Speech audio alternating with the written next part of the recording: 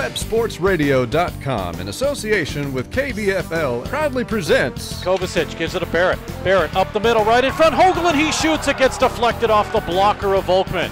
It'll go to the near side. Kovacic is double teamed, but he has control to Barrett. Barrett, right side. Now left side. Shot, scores! They send it over to Andrew Kovacic. Tic-tac-toe, and the Ice Bears take the lead. It's 1-0, 14:58 remaining in the first period. Missouri State University ice hockey. Here's Turin on the left side. He's got Lepico on the right. They cross over. Turin skates in. Short angle shot off the toe of Volkman. Rebound is still poked at. Rebound and a score. It is Turin who will get the putback on the third or fourth effort. They just kept whacking away at it. I'll make it fifth, possibly. Yeah, and Volkman just couldn't get a hold of the puck, and Turin finally made him pay for giving up the rebounds, and it's 6-1 Missouri State University. With the call, here's Dan Lee and Steve Casson.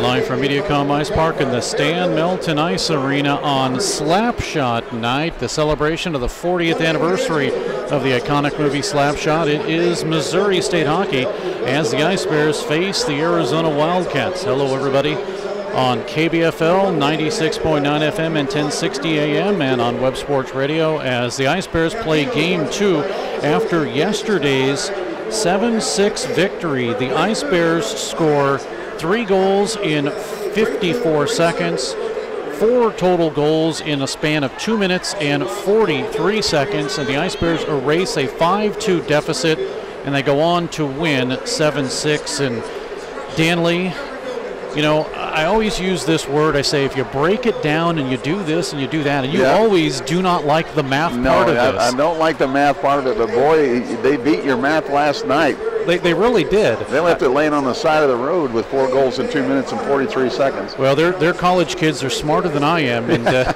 they were able to do something that I think no other team has done in the history of Missouri State. And I'm trying to rack my brain and go back to that situation where did the Ice Bears in any other team history score the fastest 3 goals in 54 seconds? And I don't think that's happened before. I spent most of the night trying to think of that myself. I think there was one time against McKendree when McKendree was not really a very good team at all, and I think we put up like 10 goals one night. And I seem to remember a time when we had 3 goals in about a minute and 15 or something like that, maybe even close to a minute, but I don't think we've ever seen a 4-goal barrage like the one we saw yesterday. That was just unbelievable. The Steak and Shake player of the game yesterday was Josh Bell, and Josh for Missouri State got things going at 3:15 of the period, and you really have to like Josh Bell coming off the bench and was able to sneak it through the starting goaltender at that time for the Wildcats and Austin Wilson. But the Ice Bears get another goal on a power play from Turin, and Turin gets his 5th goal of the season. Missouri State seems to, kind of be running away with this hockey game, but no, things change around. And a guy you have to watch for is Anthony Cusinelli. 20 goals, 10 assists for him. He gets the first one to make it a 2-1 game, and then he turns around and gets a second one, and then this one was a power play goal. And that's one of the things that, Dan, the Ice Bears have really had a hard time with lately is penalty kill, and for that matter, power play, because the Ice Bears at one point almost 30%, and they have dropped down now to 22%, and on the penalty kill they were doing very well up at the 85% mark. They've dropped down to about 77%. That's not bad, but for Missouri State, that puts a lot of pressure on their goaltender, and right now the Ice Bears, who have been going with Bailey Stevens, are going to change things up tonight. The man who actually gets the win in yesterday's game, Brendan Schuck. Schuck is now 2-2 with a 4.73 goals against average and an .850 save percentage. He will be in nets tonight for Missouri State. And I think really with Bailey Stevens, the man was just flat tuckered out. He's been doing yeoman's work here for quite a while, and it finally caught up with him a little bit last night, I think, and also some defensive breakdowns didn't help at all either. So, he had himself a tough night last night. what was interesting about last night's game, you're talking about the number 4 team in the nation in this level of hockey in Arizona and the number 20 team in Missouri State University, and both goaltenders got chased last night. You don't see that happen every day. We're going to bring in Marshall Devers tonight to do color commentary. I'm just filling in the blank spots, so to speak, tonight. I've got some other duties to perform tonight. Yeah, the video that you'll be watching on Web Sports Radio's live TV, courtesy of Dan Lee. And I know that you've done this one time before, so do you remember everything I taught you? Yeah, the red button. Don't touch the red button. That's right. I know that much about it. Hey, Marshall, how you doing tonight? I'm all right. I'm actually, I thought we were wearing the Chiefs jerseys. Well, here's the change. Missouri State will be wearing the Chiefs jerseys for the entire game. The players decided they liked them that much, they're going to wear them. I'm a little jealous. And hopefully they're the same numbers as the regular jerseys. We're worried about the world of hurt That's tonight. the first thing I said is if they're not the same numbers, I'm going to get very upset. And that will be the case, as the Ice Bears will be wearing Chiefs jerseys, and they are. And Dan, maybe if you want to do this, I'll hold up a jersey, and if folks want to look in on this, but yeah, these things are pretty slick. Yeah, now this happens to be the blue version of the jersey, but I like the blue version better, honestly. So here's the where's the camera? There it is. Yeah, I can't pull back any more than that. Yeah, that's good. I'll step away. So here's the blue version, and of course it has the Ice Bears. Yeah, that is bear so head nice on it. So just think of this in white, and of course I have a Hanson brother number 17, but this is what is going to be worn tonight, especially in white Chiefs jerseys for the Ice Bears, and it is going to be a lot of fun. It's completely packed here at MediaCom Ice Park, and as you see, this entire environment, I wish I was playing tonight. Yeah, unfortunately, you're going to be in the broadcast booth, but I know you don't like that for a number of reasons. Oh, actually, if you want to get a shot of me, Dan, go ahead. I'm trying to be Jim Carr. Yep, Jim Carr in the booth tonight. Yep. And Marshall Gevers right there. I think I'm doing a good job, I hope. I tried to get the comb over going, but it just doesn't work. No. I'll get my glasses going, but There you go. There's the Hanson brothers. There you go, yep. We gave out how many pairs tonight? 500, the first 500. First 500 got a pair of Hanson brothers glasses tonight. Yeah, so it's good. I've tried my best, and everyone else is doing a lot better than I am, so that's okay. You can take the camera off now, Dan, for sure. No, I'd rather not. Let's just leave it here for a little while and see how you see it. Here, you can see my back. How's that go? Did you get all right. Did you get Coach Law? Yeah. We need to get. We need to zoom in on him. We will. He, of course, is going to be Reg Dunlop, and actually, if you can get it, Dan, I'm not sure, but the owner of the Chiefs, if you can get Corbin down there. Yes. Oh, yep. Where is he? I saw him earlier tonight. I can't really get him from this angle. It's probably from a difficult from that angle, but it's okay. But Corbin is down there, and well, yeah, it's hard to get him, but it's okay. The Strother Martin part. I can't think of the name of the character. You'll see him when he introduces the Steak and Shake Player of the Game afterwards. So we'll see him after the game tonight. It'll be a lot of fun. And I know folks listening on KBFL 96.9 and 1060 AM will try to describe it as best we can for you, but it is really just kind of a magical night tonight, completely sold out. And we'll talk in the first and second period intermission with Dr. Ben Goss and his, I want to call it his helper, but she's class president, and Mandy Forbeck. Both of them combined along with his class to put on this promotion, and that's part of what entertainment management does, is they do entertainment and they manage entertainment, whether it's sports or corporate, anything like that, and they put this night on tonight. And wouldn't it be awesome if they could do it every night? It really would be. I mean, we normally get like quite a few fans, but this is incredible. This is their advertising and them telling about having this Slapshot tribute night. That's the reason that we're packed tonight, is because of them. Let's talk about the University of Arizona Wildcats. The Wildcats tonight will be going with Anthony Shuro in net. Shuro is 3-3 with a 3.86 goals against average and an .892 save percentage. He will be in nets, as they will also have starting Orion Olson and Nick Zellmer, Anthony Cusinelli, who we just finished talking about, also Chris Westland, and Ethan Stahlhuth, who got an assist in yesterday's game. But if you look at the Oh, getting a look at our merchandise booth and everybody over there. Do we not have the best merchandise booth around? I mean, and that's something. Look at all this stuff, folks. This could be yours. Yeah. Yeah, you know, and it's the jerseys that you just saw, $50. That's it. A buy it now price. There's no auction or anything like that. So it's obviously a good price if you want to head on down to Mediacom Ice Park and buy that. If you're listening on KBFL 99.9 FM, text somebody who's here and ask them to buy one for you. But talking about leading scorers for Arizona, as I mentioned, Anthony Cusinelli, 21 goals, 10 assists, 31 points. Justin Plumhoff with 6 and 20 for 26. Josh Larson, 14 and 9 for 23. Sean Osmet, 3 and 15 for 18. And honestly, if you really look past Anthony Cusinelli and Josh Larson, nobody else is in double figures in scoring for Arizona. So really, those are the two guys that you kind of have to watch out for on this hockey club. But then you turn the tide and look at Missouri State. Andrew Kovacic, 15 and 12 for 27. Zane O'Brien, 15 and 8 for 23.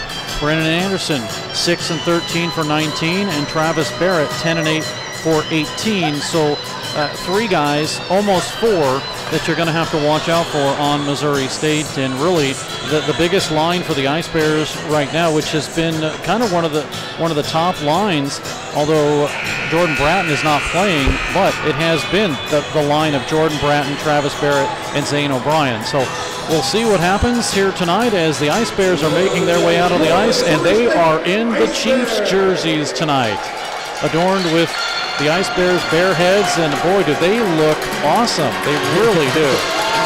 I really like them. Like I said, I wish I was playing in mine tonight. And if we keep telling you that it's loud here tonight, it is loud here tonight. It usually always is on nights like this, but as the Ice Bears come out, and again, this was a team decision. The management said warm-ups only. That's all we're going to do. Now we're going to bring them up to sell. No, the guy said, let's wear them the entire night. Were you in on that conversation? I was actually not. I got here a little bit later. I've been fighting with my injury, so I get here, try to rest up as much as I can, and get back out there. So I think that they did that probably right when everybody got here, so I wasn't part of it. Well, it's time to head on down to public announcer Tim Greasy as the starting lineups for the University of Arizona Wildcats will commence. Tonight is Slapshot night, and so our Ice Bears are wearing Chiefs jerseys from the movie Slapshot. And now we'll get started with our introductions, beginning with the visiting Wildcats from the University of Arizona. The starting lineup for the Wildcats is as follows. Forwards, number 15, Anthony Cusinelli. Number 12, Chris Westland. Number 18, Ethan Stallhuth.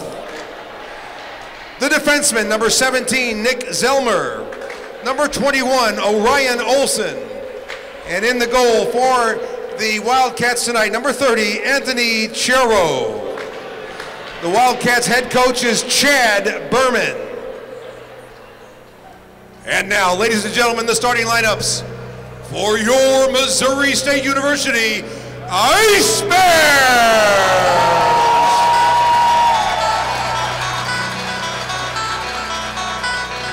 The forwards, starting at left wing from Fenton, Missouri, number 16, Josh Bell. At center from Baldwin, Missouri, number 10, Alex Turin. The right winger from St. Louis, Missouri, number 20, Andrew Kovacic. And the defenseman, the right defender from St. Louis, Missouri, number 81, Ryan Schumacher. The left defender from Sarunda, Sweden, number 58, Patrick Johansson. And starting in the goal tonight from St. Louis, Missouri, number 30, Brendan Shook. Joining the starting Ice Bears on the ice this evening is a 9-year-old third grader, a homeschooled student. Please welcome Vinny Orsman!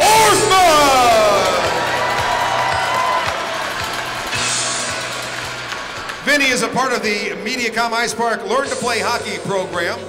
The Bears are coached by head coach Jeremy Law, also known as Reggie Dunlop, and our assistant coach Ryan Armstrong. Our officials for tonight's contest, Terry Farrar, Hardy Woodward, Jason Carrera, and Mark Marzola.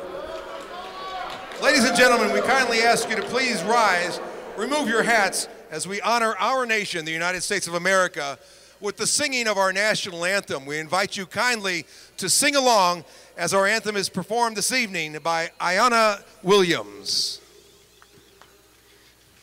Oh, say, can you see by the dawn's early light what so proudly we hailed at the twilight's last gleaming, whose broad stripes and bright stars through the perilous fight o'er the ramparts we watched were so gallantly streaming, and the rocket's red glare, the bombs bursting in air, gave proof through the night that our flag was still there.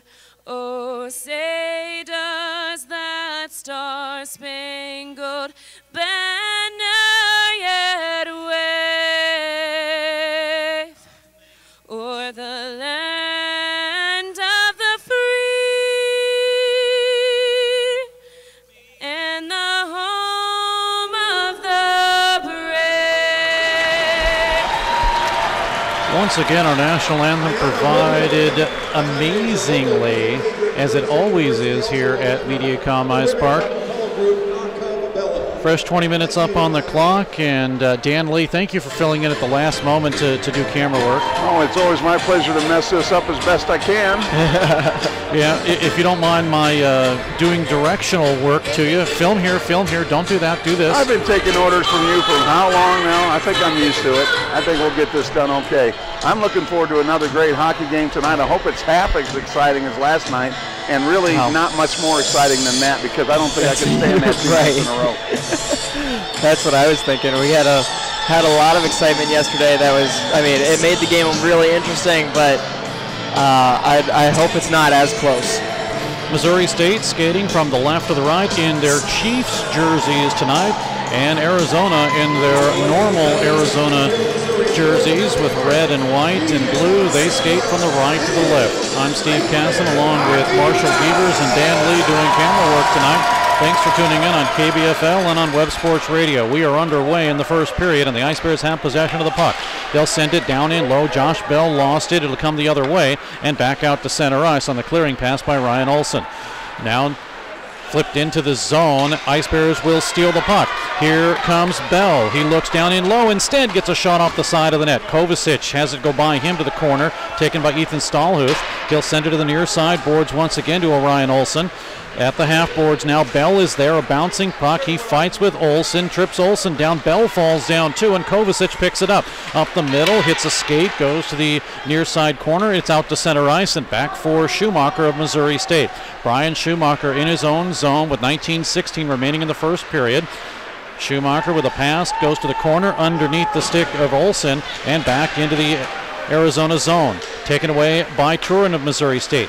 Gets it now to Davis, or to actually, it's Chad Lounder, 47 Lounder. Here's a drive up the middle by Kovacic, and it sailed high and wide, may have been deflected.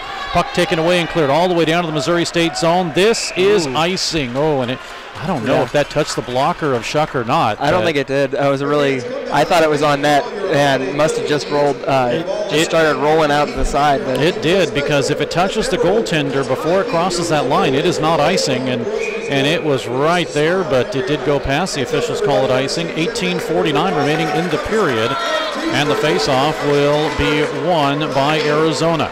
They'll take it to the near side. Josh Larson, 14 goals, 9 assists for him. Puck cleared out, back into the Missouri State zone for Sam Heiseroth. Heiseroth's pass knocked down by Missouri State's Hunter Saunders. Puck comes into the corner as they are throwing giveaways out here in Mediacom Ice Park already. Puck up the middle. It's intercepted by Missouri State, and here they come 2-on-2. Across the line for Lounder. Had his pocket picked offside. Lounder had his pocket picked by Raymond Rowe, but the play went offside. And when I first heard the whistle, I thought maybe a penalty, but I didn't see anything happening. I don't think you can call anything there. You might be able to call something on Lounder maybe for tying him up like that, but yeah, it'd be a weak call. So play is underway. No penalty there. 18:21 to go in the period. Far side boards taken away by Raymond Rowe. Rowe's pass comes out to center with some help by Tyler Griffith, and it's back in the Missouri State zone. Shuck can't cut it off, so it goes to the near side boards at the point. 18:07 remaining, no score here in the first period on Slapshot Tribute Night. It is sold out. Ice Bears wearing Chiefs jerseys, if you're wondering. This is a Missouri State hockey game. Puck to the corner, and a big hit as Austin Davis sails hard into the boards. The Ice Bears with a line change. Ooh. Puck flipped in by Camden Armstrong, and Missouri State to change up. They do get it out to center ice, and it is picked up by Arizona. Sent in by Trey Kearns. Delayed. And the Ice Bears have. Thought it was delayed offside, but it's not. Here comes a shot in by Travis Barrett that's stuck up into the corner by the goaltender Shiro. Far side boards now at the left circle. It is centered right up the middle, but taken away by the Ice Bears. Shot just wide from the left point, or make that the right point by Alex Smith as he was getting the shot off. Nobody there in front for Missouri State. Now a big hit. Travis Barrett is trying to hit him, was Kearns. He missed Barrett, and he had the glass. Now behind the net, Ice Bears intercept. Here is Brennan Anderson, gets it up high, moves it to the corner now. O'Brien is able to keep it in. Dropped down in low by Turin. Nobody there for Missouri State. Back behind the net, chasing it for the Ice Bears as Travis Barrett can't get to it. Barrett pushes his man. That's Neufeld down on the ice. And we come the other way, out to center ice, back in the Missouri State zone from right to left. Ice Bears traveling left to right. Puck is flipped up and into the netting by Kearns. We'll have a face-off. It'll come outside the zone, or are they going to say center ice? Probably center. And now they change. They were in the neutral zone whenever they flipped. Well, that's what I was thinking. Okay, yeah. All right, so Hardy Woodward's going to go ahead and drop. The referees for tonight's game, Terry Farrar and Jason Carrera. Linesmen are Hardy Woodward and Mark Marzola. Face-off at center ice with 16:40 to go and no score here at Mediacom Ice Park. Slapshot night. Ice Bears wearing Chiefs jerseys. Now backhander sent all the way down into the the Arizona zone. Sorry about that. ASU was on Thursday. It's the Ice Bears took a 3-1 victory. Now the far side, it goes behind the net, taken by Zellmer. He has some trouble with it, but gets it over to Westland, and it's out to center ice. Lead pass from Cusinelli goes off the boards and sent all the way down to Ethan Stallhuth. And Stallhuth's pass goes all the way behind the Missouri State net. 16:09 remaining in the period. Shot to the side of the net, and it goes now behind, and the Ice Bears trying to regain possession. Anderson is able to get it, and he'll move it up to center ice. Across the line, into the zone. Anderson waits. He tried to toe drag. Blocked in front by Armstrong. Anderson jumps over a man and gets it over to Kovacic. Back to Anderson. They're going to work the play. Getting some pressure from Westland of Arizona. Now cycled down in low. Working it up the middle. A blast in and a save, and it's held on to as the Ice Bears worked it up the middle to Sasha Perron. And a big save there by the goaltender Shiro, and Missouri State will have a face-off inside the Arizona zone. They lead in shots 3-0. Yeah, a lot of early pressure from the Ice Bears so far, and really not a whole lot from U of A. They haven't been able to get any control in our zone yet, and I think that's due to a part of it's due to our forecheck because we've been pinning them in theirs. Big hit at center. Puck stolen by Larson, but it's sent right back into the Arizona zone. Chasing it behind the net is Olsen out of Minnesota. Now Perron is there. He puts a big hit. Stepping in front of him is Zellmer. He intercepts. And more forechecking. This is Thornton for Missouri State. He gives up the chase, and the puck is flipped out to center ice off of Zellmer's attempt. Ice Bears will have it with 15:05 to go in the period, and they just lost. Oh, they almost lost it as Blumhoff was able to steal it, but it's back in the Missouri State end of the ice. If you're just joining us on KBFL 96.9 and 1060 AM, Ice Bears and Arizona tied 0-0 here in the first period. 14:46 remaining. Sent all the way down to the Missouri State zone. And if you're watching on Web Sports Radio's live TV, yes, this is the Missouri State Ice Bears hockey game. They're just wearing Chiefs jerseys for Slapshot night tonight. Slapshot tribute night, actually. Puck is cleared into the corner, and in front of the Missouri State bench, it's sent right back for Arizona to gain control. Taken by Armstrong. Lead pass too far for Joey Trapp. It'll go behind the net. Moved into the corner. I've got to double check if that's 28 or 29. And it's 26. That is Austin Dungy. Dungy's pass intercepted, taken by Turin of Missouri State. And Turin gets hit blindsided, but he's able to at least get it into the zone. But the Ice Bears have to retreat as the puck is cleared out to center. Now here is a regroup. They give it to Kovacic down the middle, and Bell got a shot off, but he fanned on it. He had a great opportunity, but he fanned on it. But here comes Heiseroth to steal the puck. Gets it to Kovacic. Spin around shot blocked in front. Kovacic trying to get it again. It's taken away and cleared out to center ice. And the man that cleared it, Raymond Rowe, goes to the bench. Line change for Arizona. Full sail change. Bell tips it in. He wants to go for that same change. But the puck is cleared back down into the Arizona zone. Now here comes the Ice Bears with one man forechecking. That's Lounder. Goes behind the net to Kearns. Flips it up off the boards and gets it out to center ice. 13:34 to remain in this first period and no score. Puck in front of the Missouri State bench, taken away by Alex Smith of Missouri State, and he flips it up to the Arizona bench and back across the Arizona line, and now grabbed once again by Kearns and flipped out. Ice Bears with Sasha Perron leading the charge, 3-on-2, gets it into the zone, sails all the way down to the far side corner, now low along the goal line. Lounder is still there. Neufeld steps in front of him for Arizona. Gets to the far side at the half boards to Dine. Dine's pass is intercepted by Anderson. He'll hold it in. Brennan Anderson with the puck. Wow. Anderson behind the net. 0-0. Anderson gets pushed down by his like number 11, Roy Grandoff. Grandoff had a goal disallowed in yesterday's game. Ran into both the goaltender and the defenseman and caused it. Here's a blocker save by Shiro on the shot by Missouri State's defenseman Alex Smith. Puck is cleared out to center ice. Ice Bears trying to catch Arizona in a line change. Leading it now is Travis Barrett. He comes across the right side, gets it across the line. Barrett will pick up a bouncing puck, but it's out to center ice, and Missouri State in a line change, and it'll be sent in by Johansson. Ice Bears still trying to get it, but it's controlled now by Westland. He has it down the right side, sends it in over Johansson's side, and he'll clear it for Missouri State. Here come the Ice Bears. Man fell down, and it's cleared right back in as Olsen gets possession of it. 11:58 to go in the period. No score. We're going to get a penalty. The first one of the game goes against Arizona. Ice Bears have possession. They get the goaltender out, but it's touched up. They might get another one here. Yeah, actually. We have a late penalty maybe. Cusinelli came in with his elbows up, and we'll see what happens here. Yeah, that looked like a retaliatory hit to me. It looked like there was something that Schumacher didn't really like behind the play, and so he came out and hit, who's 12?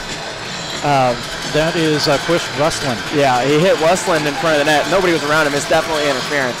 But Westland came back and hit Johansson pretty high, and that's what the call's for.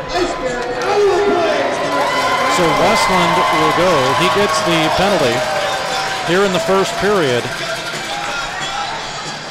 Missouri State on the power play, 22.2%, 28 for 126. The Wildcats on the penalty kill, 20 for 111, 81.9%. So the Ice Bears work the power play now. As Bell sends it high top, it's Chris Brown with it, back over to Bell on the right point. Bell circles around, gets it down to Turin, lost it. Turin puts a check, but the Ice Bears have possession. It is Kovacic, leading scorer for Missouri State. Gets it to Anderson. He on the left side, down to Kovacic, back to Anderson, playing catch, right side to Chris Brown. Circles around, sends it down in low, off of Bell, intercepted by Rowe, and comes up the middle and cleared.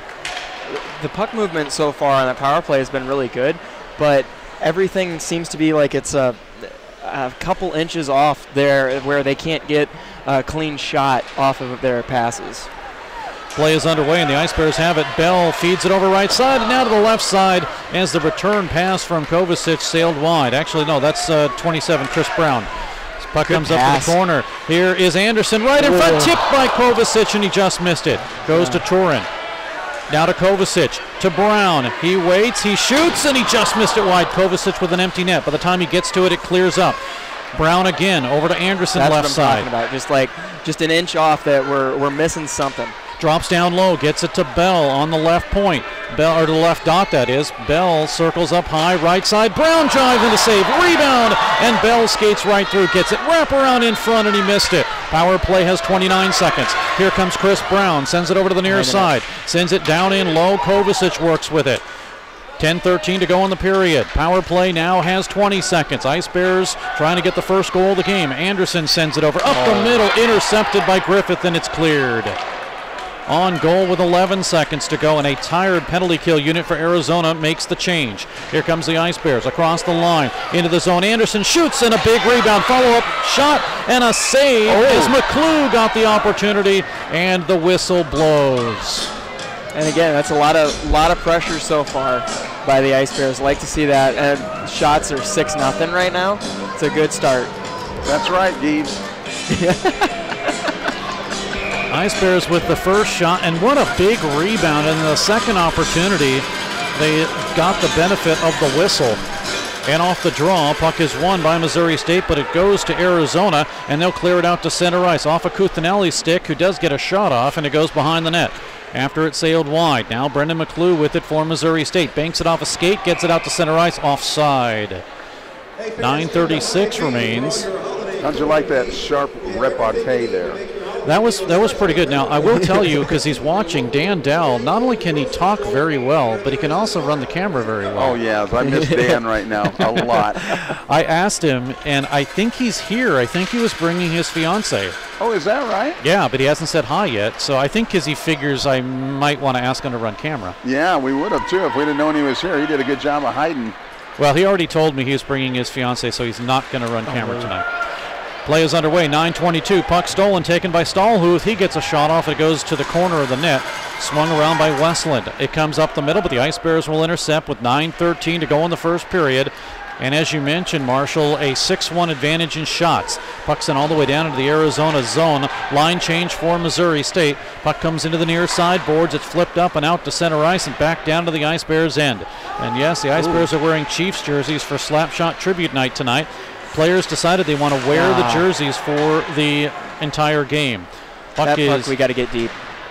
Ice Bears having trouble with it. Now they get it. It'll come to the corner to Perron. He swings it over to the corner after getting knocked down, and we come the other way. On the left side, Josh Larson across the Missouri State line. Larson with it. Larson gets upended. He actually slid down himself, and the puck comes right up the middle. A shot in. That gets deflected off of Osmet. Rebound in front, and the Ice Bears are able to close the gap in the middle and not allow that second effort shot. Here's Anderson for Missouri State. Clears the puck with 8:19 to go in the period. Puck cleared out all the way down to the Arizona end. Ice Bears with a line change. And a big hit as Perron puts one on Olsen. And Missouri State back in their own zone for Thornton. Shane Thornton came from the Division III squad last year, had 15 goals for that team. Puck cleared all the way down and back into the Arizona end of the ice with 7:55 to go in the period. Far side boards, chasing it down for the Ice Bears is Austin Davis, but it comes out to center ice. Right in front of the Ice Bears bench and the Andes sign. Yesterday, fans were treated to $1 Sunday as the Ice Bears scored 5 goals in yesterday's contest. Well, they had 7, but 5 at least to get that $1 Sunday. Puck is cleared to the near side boards. Now as Griffith gets it out to center ice, it comes down to the Missouri State zone for Sam Heiserow. Steps in front of Max Meyer. And it is Chris Brown to gain possession. Cross-ice pass. Too far for Thornton. He wanted to go to the bench, but he figured if the pass is coming, I might try to grab it. He gets off the bench. Puck comes the other way. Now taken by Rowe. Raymond Rowe with it. Gets it across the line with 7:10 to go in the period. Sends it back behind the net where it's Patrick Johansson for Missouri State. He regains and controls, and a pass comes in. Offside is the Ice Bears as Hunter Saunders went. It hit a skate and then came back out, and the Ice Bears shot it right in for delayed offside. Now puck comes into the Missouri State zone. Sent low along the goal line. Grandoff with a shot. It's blocked. 6:44 remaining in a fast-paced first period. A shot from the right or the left side as coming down the middle was Jake Dickinson, was blocked, and now a line change for Arizona. Missouri State intercepts. Wow. Ice Bears have it. Nice move by Bell. He shoots, and a blocker save by Shiro. Far side boards, comes out to center ice. Missouri State clears the zone. Here's Torin, blast in, blocker save again. Rebound, and that's the one thing. Shiro is giving up a lot of big rebounds. Ice Bears have possession. In the zone, getting upended was Schumacher, and it's cleared out to center ice. Halfway into the zone now. It's all the way in as it'll be corralled by Neufeld, and he'll clear it all the way down. This may be an icing call. Nope, they wave it off. Line change, and as Arizona line change, the Ice Bears gain possession in their own zone, and they cannot clear it. A bouncing puck held in by Zellmer. Down behind the Missouri State net. Taken by Schumacher of Missouri State. He got a goal in yesterday's barrage of 3 goals in 54 seconds. Puck cleared all the way down into the Arizona zone. Racing it is Bell and Kovacic. Bell is there. Kovacic is there.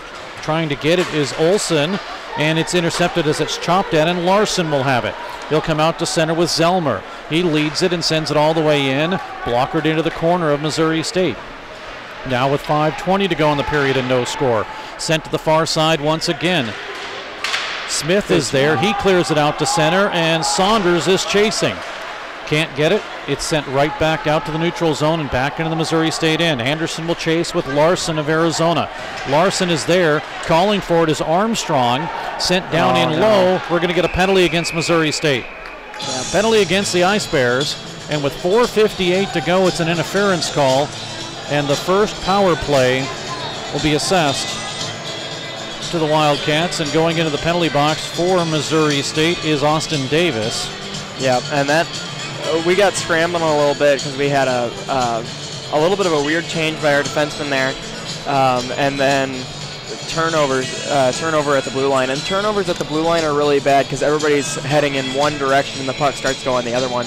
You just catch everybody off guard. It almost always results in a odd man rush. Wildcats have improved on the power play, 29.3%. They've scored 27 for 93 opportunities. Ice Bears on the penalty kill, 77.5. That's been steadily declining.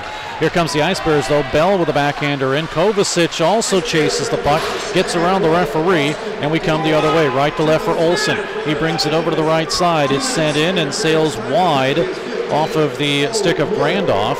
Ice Bears have it again. Bell, and boy, did Missouri State need Bell. Here's Bell's pass to Kovacic. The Ice Bears slap it in and go for a line change.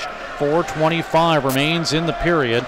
1:25 to go in the power play, and we have no score here at Mediacom Ice Park. Across the line, here breaking in is Stallhuth with a drive-in save by Schuck. Goes to the near side boards. 1:13 remaining in the power play. It is cleared back out to center ice and all the way down into the Arizona end, where it'll be taken by Zellmer. And U of A's really got a good breakout here to break our forecheck on the PK. Ice Bears changing it up, and now left side, a shot that just sails wide. Cusinelli got that, may have gone off the arm of Schuck, and it's cleared all the way down with 3:42 remaining, or make that, 3:42 remaining. And Missouri State will watch the Wildcats come up. Across the line, into the zone, Cusinelli, he breaks free, goes down low along the goal line, goes to the right side, now to the left side, it's out to center ice, and chasing it is McClue. Power play has 24 seconds. Ice Bears can't clear it. McClue with a good sandwich along with Schumacher on Plumhoff. Looked a little bit from behind. I was a little worried about that one. I was worried too, but the officials say it's good play on. Puck comes into the Missouri State zone. Cusinelli behind the net, tries to center it in front. It's blocked, goes to the near side. Ice Bears, can they clear it? They do with 2 seconds, and the power play is over. Here comes Missouri State across the line, and getting upended was Anderson, and a delayed offside as Anderson will clear the zone. 2:50 to go in a scoreless first period. Puck cleared out to center, and across the line it goes to Jake Larson into the Missouri State zone. Centers it up, and a blocker save off the side of the net by Schuck. Goes to the far side, and a big hit there by Kovacic on Neufeld. And now we get a whistle. We're going to get a penalty. For what? A slashing call.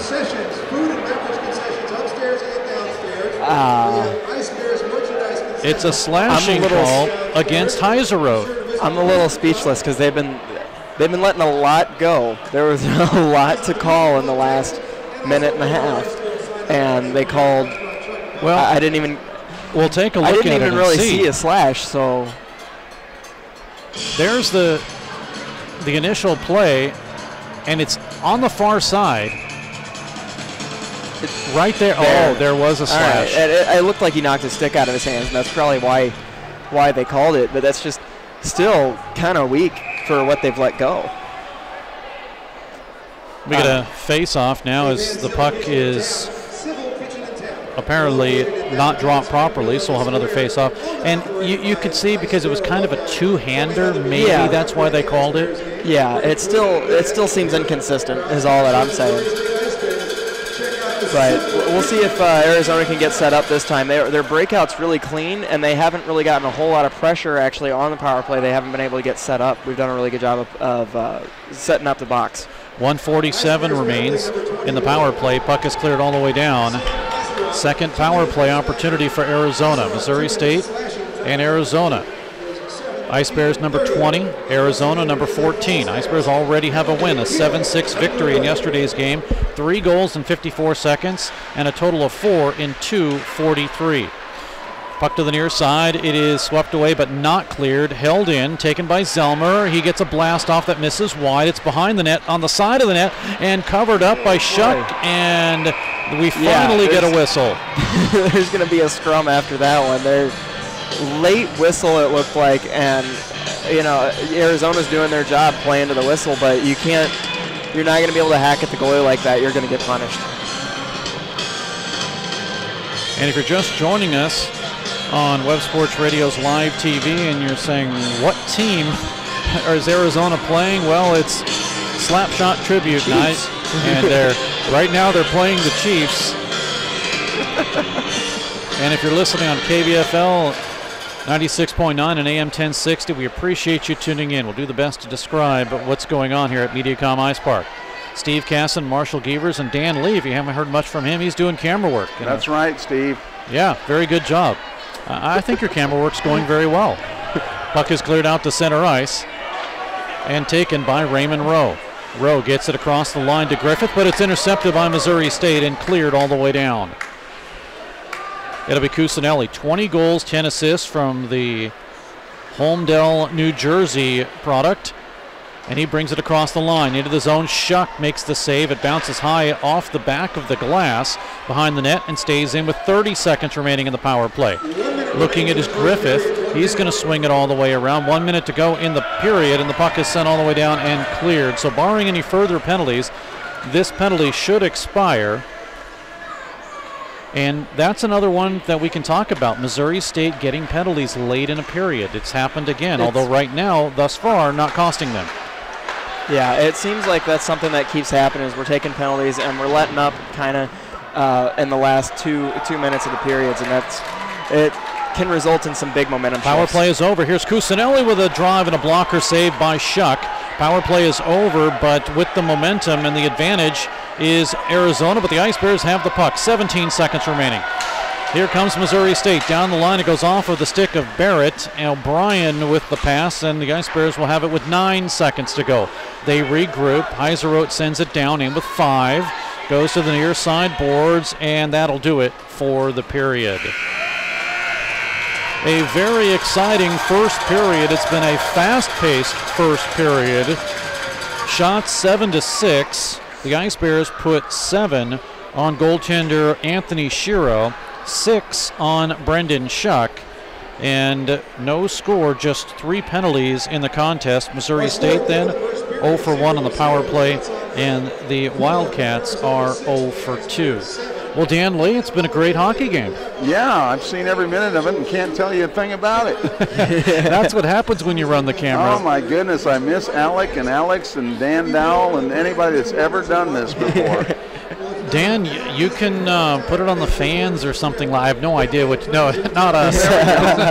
Not us. There we go. That looks good. It's okay, but you know, and it's great just to look at the fans here, and this is just an unbelievable night. And in just a moment, we'll talk to the people that have helped put this on, including Dr. Ben Goss, who is part of the entertainment management course at Missouri State, and Mandy Forbeck, she is kind of the class president, and it's kind of like with, and I make reference to this a little bit later on with the apprentice shows. I make mention to the fact that you know, you get asked to do something, a job, and when it works to be as successful as it is, you kind of have to pat yourself on the back and say, wow, this is great. It's amazing. Have you ever seen an atmosphere like this? The only other time that I really see it this packed is Mizzou weekend. Yeah. So to have that kind of comparison, they've really done really well. One thing that I do like about what the Ice Bears have done right now is really from the beginning they've taken control of this hockey game. I think you're right. I think that we had 7 shots to their 2 in the first 12, 13 minutes. And really most of their shots have come, now it's 7-6, most of their shots have come from power plays. So if we can stay out of the box and stay 5-on-5, we should take this game. You still have to play a full 60 minutes. Definitely. There's 40 to go. Yeah, and there's no let-ups. And as these two teams proved yesterday, Missouri State takes a 2-0 lead. And then all of a sudden, 5 straight goals by Arizona. The Ice Bears are down 5-2. And it's funny because I was talking with Dan Lee about this as I was breaking down the time that the Ice Bears need. I said, well, you know, it's 8 minutes, a goal every 8 minutes, then you're in good shape and all that kind of stuff. But, you know, if you look at the breakdown and what you have to do, okay, if you follow according to plan, you're not supposed to get 3 goals in 54 seconds. Oh, no, it's just not supposed to happen. And sure enough, all of a sudden, that happens, and which I believe is a team record. It wouldn't surprise me. After that, I mean, there was no stopping us, especially tying the game up that quickly. And then, if I remember right after that, they took a penalty, and as soon as that happened, I'm sitting in the stands, and I said, you know, this game's out of reach now. You know, we've got so much momentum going into a power play. You're definitely you have to score on that power play, and then that's just gonna crush Arizona there, and you just have nothing left after that. And you know, one of those goals, as we talked about it, was Josh Bell's, his 6th of the season, and yeah, you know, just a high shot up over the blocker of the goaltender, and then on a power play, the one you're talking about. Yeah. Barrett gets just a really nice power play goal for his 10th of the season. And this was one that was kind of caught in the skates of Kovacic, and it just allowed Barrett to go ahead and tuck the puck in. Say that 7 times fast. But that's the one thing is net front presence that the Ice Bears have had. It was big yesterday. Not to say that we didn't have our breaks. I think the Saunders goal, Saunders buried it, which good for him. It's an incredible shot if you have that one. But, you know, I mean, it was that and Bell that really swung the momentum to say, you know, if you shoot, then good things happen. And then Barrett after that with a rebound goal, another one, throw the puck on net, and good things happen. You know, and that's something we need to do again tonight, and make sure that we're getting pressure for the rebounds. As we watch on Web Sports Radio's live TV a little kids game being played right here. I'll see if we can zoom out just a little bit and give you some of that game. But they're playing the short side here. But you know, if you look at some of the things that the Ice Bears have done well. We talk about net front presence. We talk about the fact that they're actually able to break out. That's been one of the biggest problems for Missouri State, is breaking out, especially against teams like UCO. And this weekend, it seems to have changed a little bit. Yeah, I don't know what it is. The last couple days have been the word that I used was really clean. Like, all of our breakouts have been clean. I don't know if we're looking up a little bit more to make passes tape to tape, or if we're getting less pressure behind the net. I'm not really sure what it is. I like it. I wish that we would do that more often. I hope that we continue to do that, because that's made such a huge difference to keeping the puck out of our zone and getting a lot of pressure. Well, it is Slapshot Tribute Night here at Mediacom Ice Park. And again, if you're tuning in and you wonder why are they wearing Chiefs jerseys, well, that's all part of this Slapshot Tribute Night. It is packed here at Mediacom Ice Park. And have to say a big thanks to Missouri State's Entertainment Management course, taught by Dr. Ben Goss and helped out by Class President Mandy Forbeck. And when we take a break and come back, we will talk to both of them about what they did tonight and their efforts to promote this, what has been just an incredible, successful event. And we'll take a break in just a moment on KBFL on Web Sports Radio and be back in a moment.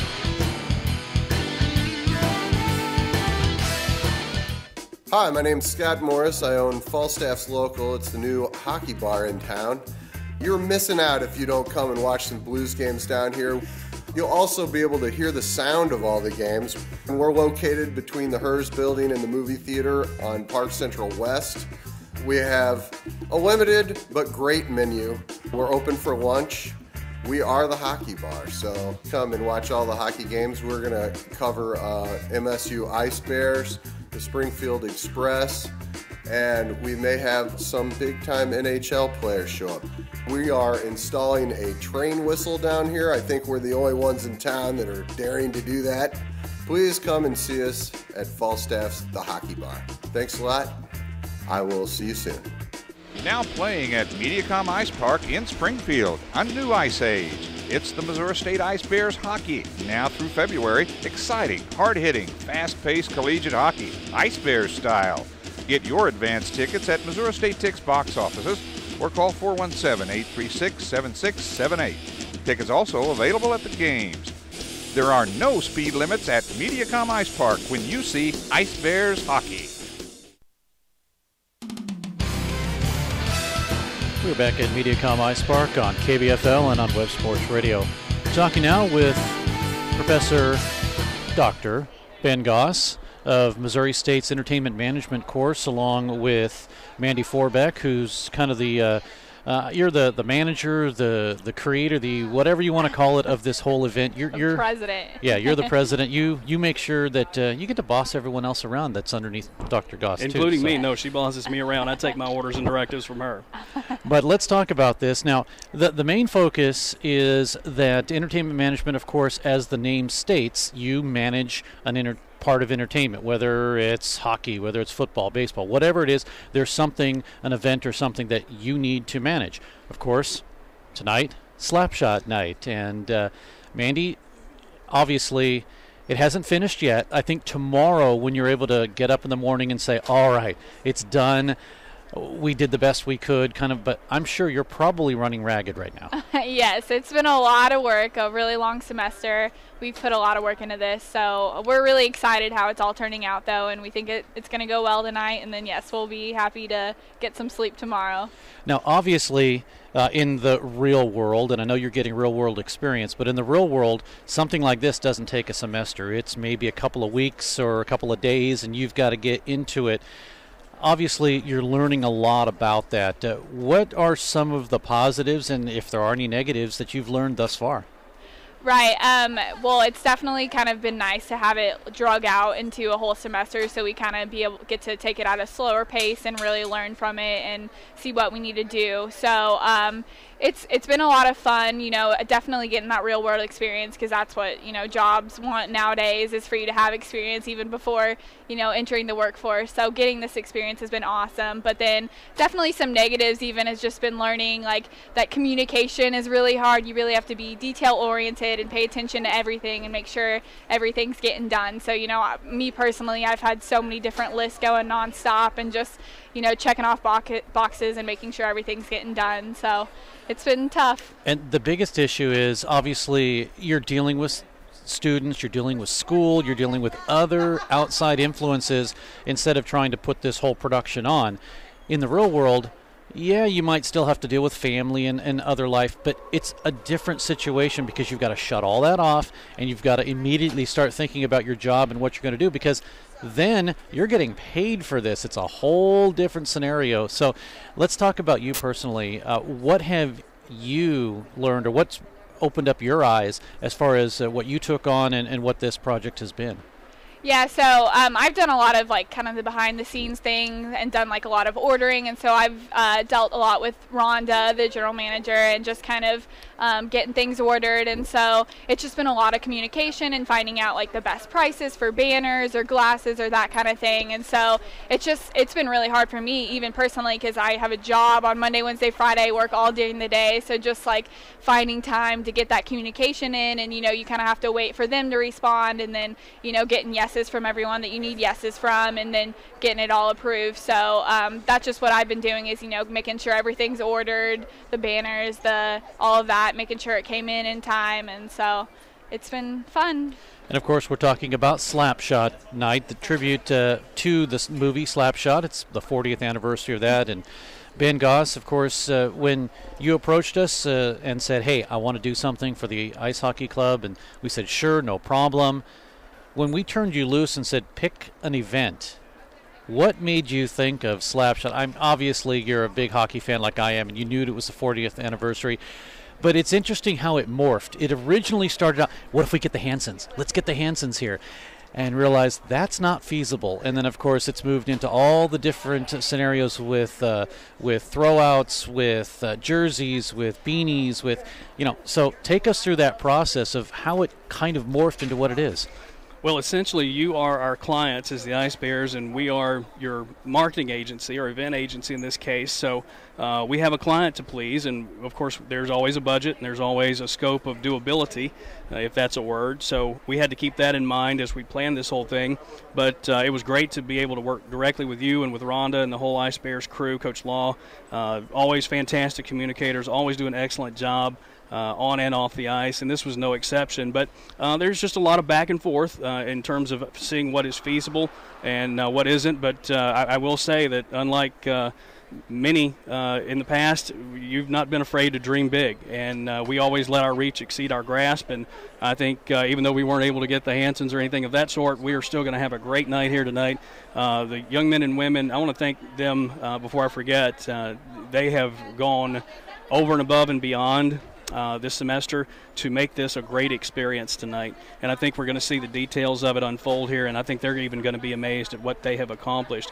This is big for us, Steve, in terms of our College of Business at Missouri State, because our accrediting agency, the AACSB, has put a premium on experiential education.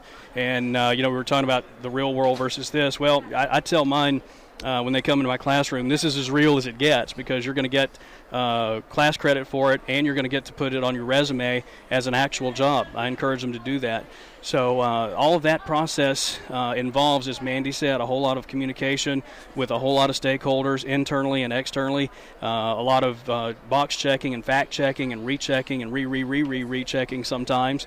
And that's just how the business works. The devil is in the details, but these young men and women have embraced and accepted that, and they do an excellent job with it. And I think we're going to see the fruits of that come forth tonight with the outstanding experience that we have here. But to answer your question directly about Slapshot, I mean, that's just obviously a classic, iconic movie sports-wise, and for the sport of hockey in particular. And just a great chance to add a new dimension here with Ice Bears hockey and give you something that's unique. And we'll never be able to do another 40th anniversary tribute, so this is a one-shot deal, so we got to get it right, and I know we're going to do that tonight. Yeah, we could do a 50th, and that's one thing, Mandy, I'll expose to you. Now, what year in school are you? I'm a senior. So you're going out to the real world right after this. Actually, in December, yep. So you can pass it down to anybody else that takes entertainment management. That we've already talked to Dr. Goss and says we're doing this again next year. So cool. You guys can come along, and I joked, and I even sent you an email and said, hey, if you'd like to continue on promoting, you have done a great job with the website and with Facebook and promoting stuff, and we need that. We need stuff like that, and I'm sure you're going to do well for whatever company it is that you work for, a sports team or anything like that. You do great marketing, and so we appreciate that, and wish you were a junior, that kind of a thing. That is kind of a thing, Steve. You really hate to turn them loose. It's kind of like every graduation. It's like, for me, the Andy Griffith episode of Opie and the Birds, where he has to raise the 3 little birds whose mother he accidentally killed, and when you have them in the cage, it's an upbringing process, and there's ins and outs to that. But when you have to open up the cage and turn them loose, it's a very, very stark reality when you realize how empty the cage is. But as the closing line in that TV episode goes, the trees sure seem nice and full. So when we turn Mandy and the rest of these young men and women loose into the trees of the world are going to seem a whole lot more full as a result of the things that they did while they were here in the cage. And we're going to be proud to see them fly. Fortunately, I still get to hang on to them for a few more weeks. This group has been exceptionally easy to work with. Very, very few problems have we had, and even when we have, they've been of a very minor nature, and most of those times Mandy's put that fire out before I even had to get involved, and I want to thank her for her leadership on that. We had group leaders who stepped in ably to keep coordination between those groups, and she may want to discuss a little bit about those 5 particular groups and how all that came together, because that's an interesting story in and of itself, and even some of those dynamics I'm not privy to. Yeah, so we split the class up into 5 different groups. We had promotions, and they did all the social media. We had audience, and they sold all the tickets for the game tonight. And then we had partnerships, and they sold our sponsorships.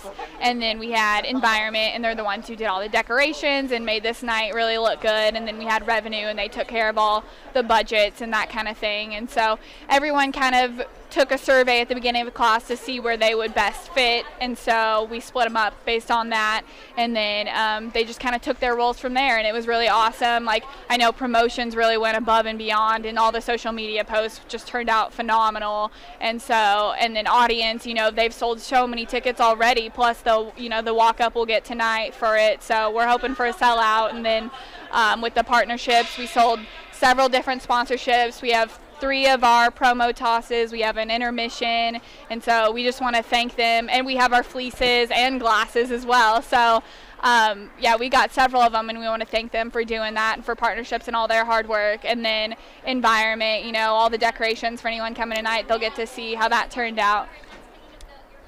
Well, we're talking with Mandy Forbeck and Dr. Ben Goss of Missouri State's Entertainment Management. And I know you want to finish up on a couple of points, but one thing that I want to say is, where do you get these fleeces? I want one. They're nice. They're blue. I know Taco Bell sponsored them, and they have Chiefs on them, and they look sharp. You need to ask my partner with the other headset on. She has the answer to that.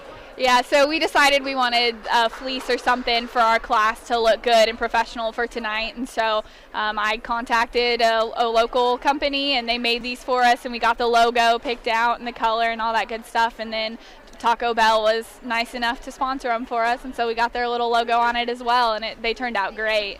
They do look sharp. They're in the Chiefs colors, the blue that they're supposed to be.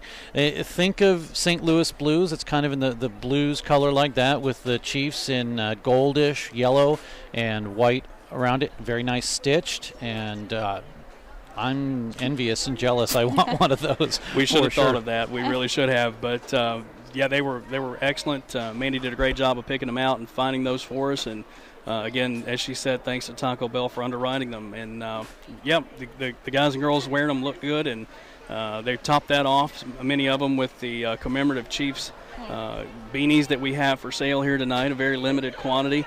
And I'm sure those will be gone very, very quickly here, probably before this actually will air. So I'm loving it. I think anytime you can add something like this to that's a different advertiser. Yes, that's true. I'm loving it. A different one. That's true. We've got a lot of good things that are going on tonight, and a lot to look forward to. Well, I'll tell you what, we have more to talk about, so we're going to carry on into intermission number 2, and we'll talk with Mandy Forbeck and Dr. Ben Goss in just a moment. But intermission number 2, that is. Period number 2 is coming up in just a moment on KBFL on Web Sports Radio. We'll take a break, and at the next intermission, we'll talk more about Slapshot Tribute Night and the entertainment management course that put this on. We'll be back. We all love the fajitas.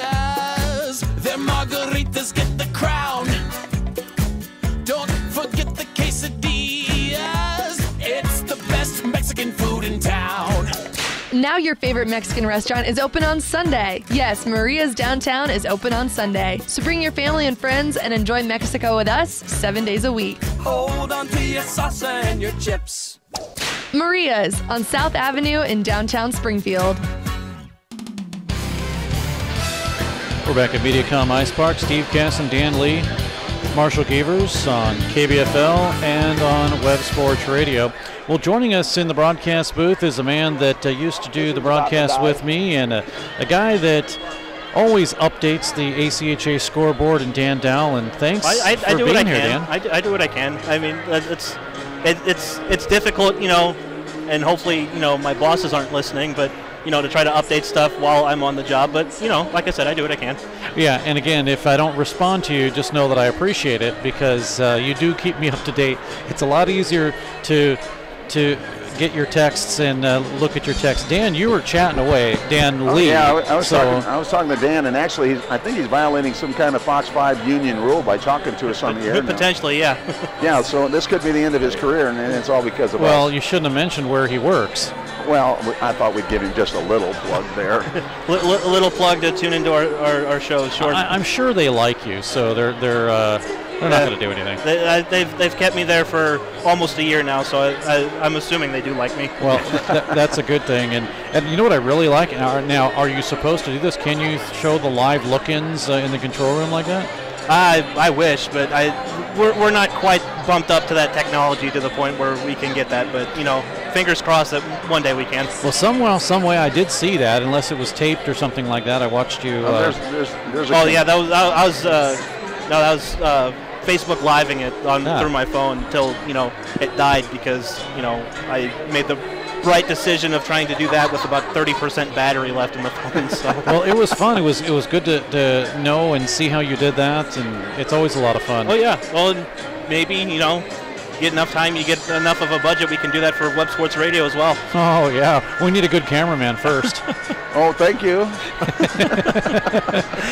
No, but it's been great to see you and talk to you, and I know that you've kind of been away from the team. You followed it from afar, but if you look at this team right now, obviously a big difference from the teams that you covered with me. A, because they were Division II at that time, and B, because things seem to be a little bit better. There's more accountability now with this hockey Exactly, club. and we've discussed it many a times from afar, but the discipline of this team, granted outside of the last 5 minutes of that first period, has been outstanding as opposed to previous years, and not to bash previous coaches and stuff like that, but this club is a team that takes this stuff seriously. They want to win, and obviously it's showing on the stat sheets and on the scoreboards.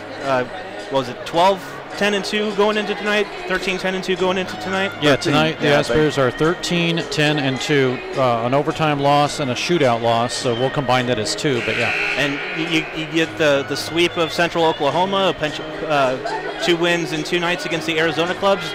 This team has a bright future ahead of them, and I know that's the team's goal, to make it to nationals and all that stuff. But you'd almost have to figure at this point they're ahead of schedule from where they are in previous years. Well, for sure, and we've talked about the fact that there's really not much pressure because head coach Jeremy Law, he came over from the Western States Hockey League. Every team in his 14 years that he's coached has made it to postseason. What's different about Division I is there are no regional playoffs like Division II, and our league does not have a playoff system. The number 1 team, they get to go to nationals, but that's it. So you have to be, and at this point with the auto bids, at least 15 to be safe. To be safe. You're on the outside looking in if you're anywhere from 18 to 20 at this point, because those will go to the auto bids. But yeah, obviously this team has to win to get to where they want to be. And like I said, it's a bright future. I have the utmost confidence in this team at this point in time with the way they play, with their discipline, with the way that they're able to dish out points from all types of lines, and it's fun to watch. It really is. Well, we're just about to start the next period. Dan, thanks for joining us. I know that your fiance wants you to sit with her during this game. So I figured. We'll let you get to it. Figure Marshall might have to boot me out anyway. Thanks, guys. Thanks, Dan. Dan Dowell joining us at Intermission. Good to see him again. And if I get a chance, I'll get him over here to try to help me understand how he was able to do this filmography thing and color at the same time, because he used to do it. Yeah, it is very difficult, and I know, Dan, that you obviously have found that out because we haven't heard a peep from you much. Oh, I'm having a hard time just following the puck right now. Dan was outstanding at what he did, I'll tell you that much, and we do miss him a lot up here in the booth. But we're getting ready for the second period here. Night and day difference from yesterday, a 0-0 contest as we head into this second period. Marshall Giever's back with us. After one period yesterday, we were talking a 3-2 hockey game, but at this point, no goals are scored as Arizona makes their way onto the ice. Missouri State, yes, they are the Ice Bears. They're in Chiefs jerseys because it is Slapshot Tribute Night tonight, and we'll have the second half of our interview with Dr. Ben Goss and Mandy Forbeck coming up at the second period intermission and talk more about what the entertainment management class has done to promote this game, and it is packed. Besides Mizzou, as you were saying, Marshall, as Marshall Gevers is joining us back at the broadcast booth, this is a pretty large crowd here tonight. Yeah, the only time that I've seen anything rival this crowd is Mizzou, and that's a compliment in itself. That is the next home games for Missouri State coming up December 8th and 9th. The Mizzou Tigers will be in. They're a Division II team, but fans looking forward to that one. And we're just ready for the second period of action. I'm Steve Casson along with Dan Lee and Marshall Gevers. We'll have station identification coming up in just a moment, but off the draw as the Ice Bears skate from the right to the left and Arizona from the left to the right. Arizona will have possession of the puck. They will work it down to Grandoff, gets it across ice. Now on the left side, a shot by Dungy sails wide. It hits a skate, goes behind the net. Now it comes up to the corner, and the Ice Bears will have it. Turin, he's going to work it out to center ice. He'll get it to Kovacic. Lead pass to Bell down the middle. Bell fights free. Score!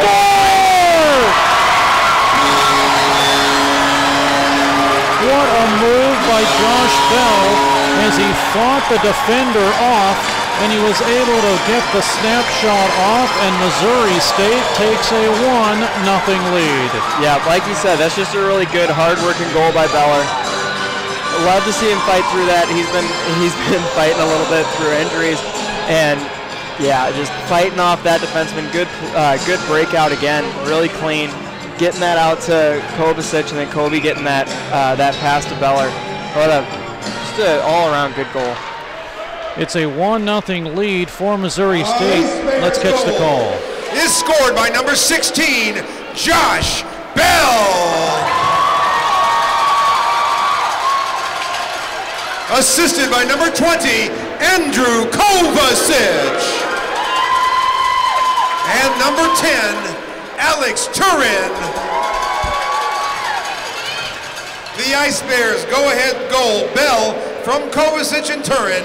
Time of the goal, 29 seconds into the second period. So the Ice Bears take a 1-0 lead. That is Bell's 7th of the season. And with 8:50 remaining, Missouri State back of their own net. Hounded is Brown. He gets it up the center off of the stick of the Ice Bears' Travis Barrett, and it comes out where Arizona will set things up. They bank it in off of the stick of Ethan Stallhuth, and Missouri State will have possession. They bring it across the line. Barrett with a shot. It gets deflected high and wide. Goes over to O'Brien. O'Brien's pass to Anderson off of his stick, and it's out to center ice. Ice Bears with possession. Chasing it is Barrett. 10 goals, 8 assists, 18 points for him. Puck comes down to Turin. He's going to chase. Stepping in front of him is Trey Kearns, but Ice Bears have it up the middle. A shot that sails to the corner, but it's held in. Alex Smith drops it in low. Kearns, who's been all over the ice, is able to break it up just a little bit for Arizona. A shot in from the left side, that is, from Chorin. Now from the right side, it goes behind the net. Chorin is there to put a stick check in, but the puck is taken away, and Ice Bears hold it in. Barrett with a weak shot, just enough to keep it in and get it towards the net. And the Ice Bears will get a face-off with 17:46 to go in the period, and 1-0 lead for Missouri State. Yeah, that may have been a weak shot, but he did his job. I mean, they needed to get the puck in deep and get a change, and even with a face-off, like, that's even better. Now, the giveaways that they're doing here at Mediacom Ice Park for the Slapshot Trivia Night are pucks. I hope they don't go on the ice. Face-off is won and taken by Arizona. Coming across the line is Olsen. He's still with the puck, swept away from his. It came down the middle. It comes out to center ice, and McClue is there to put some pressure on, but it's sent right back in. 17:29 remaining in the period, 1-0 Missouri State. Puck across the line for Kovacic. He has it, and as he fights his way through, it will be taken by Missouri State's Alex Rubin. He gets it down in low, comes to the point to Schumacher with a drive in that misses wide. Far side to Kovacic, up the middle. Tried to get it in front to McClue, and we come the other way. Arizona with an opportunity to Stallmuth. He gets a drive and score! Yeah, we're tied 1-1. That's a rough one, having a 2-on-1 like that. It looked like Schumacher was back, and he was really playing the pass there. I think everybody was, but just a good shot. I mean, and you know, I'm wondering if that's Cusinelli's goal, 15. I think it is Cusinelli. Yeah, I think obviously these jerseys are a little tough to see, and I believe it's going to be Cusinelli's goal. All his, and we'll catch the call from Tim Greasy. Arizona goal scored by number 15, Anthony Cusinelli, assisted by number 17, Tyler Griffith. For the Wildcats, Cusinelli from Zellmer, number 17, Nick Zellmer on the assist. Time of the goal, 2:59. And that's a really hard position to be put in for Schumacher, because on a 2-on-1, you know that everybody wants to get that backdoor kind of play, but if you play too hard for that, then somebody like Cusinelli will just snipe you. So Zellmer does get the assist. Meanwhile, Arizona with possession of the puck, and they'll have it in the Missouri State zone. On his knees is Cusinelli. Now that is Anthony Cusinelli's 21st goal of the season. He is red hot and leads the team in points. 21 goals, 10 assists, 31 points. Ice Bears have it. Puck stays onside, but Missouri State will intercept. Now here's Kovacic. He shoots, blockered into the corner by Shiro. Near side boards, 15:48 to go in the period. 1-1 hockey game. Shots are 11-8 in favor of Missouri State, but here in the second period, the game that is has been tied up by Arizona. Fans starting to yell, "Let's go Bears!" Puck comes into the corner. It'll be Alex Smith, the freshman for the Ice Bears, gets it out to center ice. Here come the Ice Bears across the line. They have a 3-on-3. Chorin drops it to Bell. Now to Kovacic, back to Bell. Trailer is Smith. He shoots, and it hit the side of the net. Everyone thought it was in, and now the rebound is covered up by Shiro. And you saw what I saw. It hit the side of the net. The net moved, and fans even thought it was a goal, but because it was on the opposite side of that red line that's painted across the goal mouth, it was not a goal.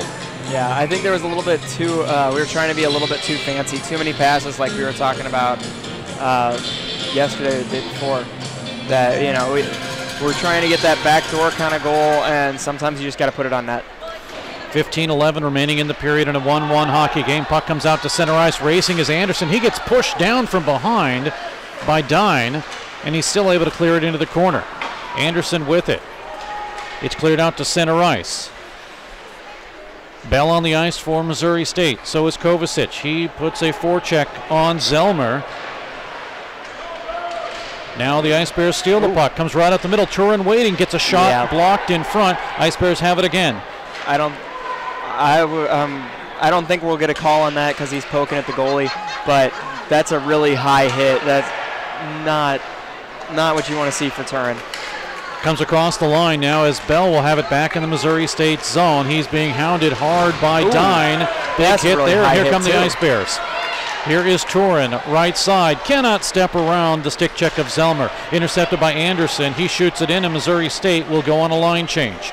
Hunter Saunders will come into forecheck. Taken away by Arizona, and they will set things up with 14:07 to go in the second period in a 1-1 hockey game. Puck cleared out to center ice, back down to the Missouri State zone. This should be an icing call, and it is. With 14 minutes exactly remaining in the second period. Just a reminder, you are listening to Missouri State Hockey on KBFL. KBFL Springfield, 1060 AM, K245CA Springfield, 96.9 megahertz. Faceoff will come back into the Arizona end of the ice to the right of goaltender Shiro. Missouri State's Austin Davis comes in. Arizona's Roy Grandoff, and off the draw, the Ice Bears will have it cleared out to center ice. Another icing all the way down. No, they called it. They said somebody tipped it. So it's waved off, and here is Patrick Johansson out of Sarunda, Sweden. He gets his pass stolen. It gets flipped right back in the Missouri State end. 13:43 remaining. Dangerously in front of their own net was Schumacher for the Ice Bears, and he may have the puck turned over. It goes behind the net once again, and Missouri State clears it. Lead pass. Even after that little mistake, I feel like that breakout afterwards. Here comes really Davis down the middle. He shoots, and it's blocked. Sorry about that, Marshall. You're fine. Still, like I was saying, after a little bit of a mishap there, still a really clean breakout. Ice Bears now break out again with Turin, and he's been all over the ice tonight. Turin, too, for Missouri State. Puck cleared back down into the Ice Bears and to Arizona with a line change. Quickly, the Ice Bears do get it in. It's tipped in, but not by the Ice Bears. It was tipped in by Raymond Rowe. So no icing there. Puck is cleared, and Turin sweeps it right back in. Stopped by the goaltender Shiro. Ice Bears with some good forecheck. Now they have Barrett and O'Brien. They work together. Try to get it over to Turin to the far side. Turin chases. Battles now with 12:41 to go in the period. Intercepted by Arizona. They're trying to break a man, and they do have someone right along the line. That's Armstrong. But instead it goes to the side to Decker. Decker looking in front, and actually that was Josh Larson, not Armstrong. It was 6, not 8. Near side boards again, working hard is Turin. Got held up, no penalty. Puck is cleared and out to center ice. So the officials, the referees, Gary Farrar and Jason Carrar are letting a lot go here. Yeah, it's gonna get ugly if they keep letting it go too much like that, honestly. Plumoff slid in front, and the puck sailed wide. Now it's cleared out to center ice into the Arizona end of the ice. Ice Bears regroup. They'll shoot it in, and Missouri State will go for a line change. 11:54 remains. Shots are 14-8 in favor of Missouri State, and we have a 1-1 hockey game. Ice Bears with Bell his 7th. Wildcats with Cusinelli his 21st. Puck cleared down into the Missouri State zone. Across the line, breaking free and trying to get an opportunity was Olsen, but stepping in front of him. And a score from an odd angle from behind the net. It's tipped in, and I don't know if they'll give this one to Trey Decker, but if so, it's a 2-1 lead for Arizona. Yeah, it looked like Andy put that one in. Actually, I think it might have been Josh Larson, number 6. Yeah, I think that it deflected off Andy's stick there to go, I'm guessing 5-hole on Chuck. Just a broken play. I don't know what you're supposed to do about that. Yeah. Unfortunate. That's about all you can say. Good break here by McClue. Off the crossbar. Good response. A 2-1 game will catch the call as Arizona takes the lead again here in the second period. Meanwhile, Ice Bears are able to clear the puck. They have a 2-on-2. Working it now is Dan Fuller. He gets a shot off, and it sails wide into the corner. Near side boards, it's cleared out to center, and Johansson trying to regroup and send it up in front. Sasha Perron skates through, puts a big hit. Fuller gets hit, but it's sent back in the Missouri State zone where the Ice Bears will set up with 10:53 remaining. Puck cleared out to center. Lead pass, it goes to Shane Thornton. He shoots, and a blocker save by Shiro. Near side boards, 10:44 remains. They have not announced the goal yet, but we know it is a 2-1 lead for Arizona. Puck flipped out and cleared all the way down. Ice Bears will chase in their own zone. Now here is Chris Brown across the red line. He gets a bouncer in, blockered into the corner by Shiro. Near side boards, chasing it is Neufeld. Now a good hit there by an Ice Bear. That one by Perron, delayed offside, but the Ice Bears clear the zone. 10-14 to go in the period. 2-1 Arizona. Shots 15-10 in favor of Missouri State. Puck to the near side. Now along the red line. Intercepted and sent right back in. Chased down and a big hit as two players go across the boards. Puck comes in and a spin around shot. We're going to get a penalty as Kovacic got the spin around shot, but a penalty will be assessed to Arizona. Yeah, and that's good right now. They need to call something. Whenever the refs stop keeping you safe, then you start doing it yourself, and that's whenever games get out of hand. And so far it's been really physical in the second period. Second penalty. This one will go against Neufeld. All right, fans, get loud. Well, they still haven't announced the goal. We will have to catch who it is. But the goal comes at 9 and make that 8:24. We do not still know who scored that. Meanwhile, the Ice Bears are on the power play for 1:46. They're going to work it up the middle, tipped by Turin, and it goes high and wide. 1:40 to go on the power play. Turin still with it. Back down in low. Spinning around a check is Kovacic. It goes to the corner, taken away and cleared. Yeah, just a lot of pressure by the penalty kill here. That's a penalty. I thought it was a goal. But they're trying to take away time from the Ice Bears, which is what they need to do here. It's just surprising to see that on penalty kill. Puck all the way down to the Missouri State zone as it's cleared. Now with 9 minutes to go in the period, 1:06 remaining in the power play. Ice Bears out of their zone, lead to Schumacher. It's sent right back in, and Anderson is there for Missouri State.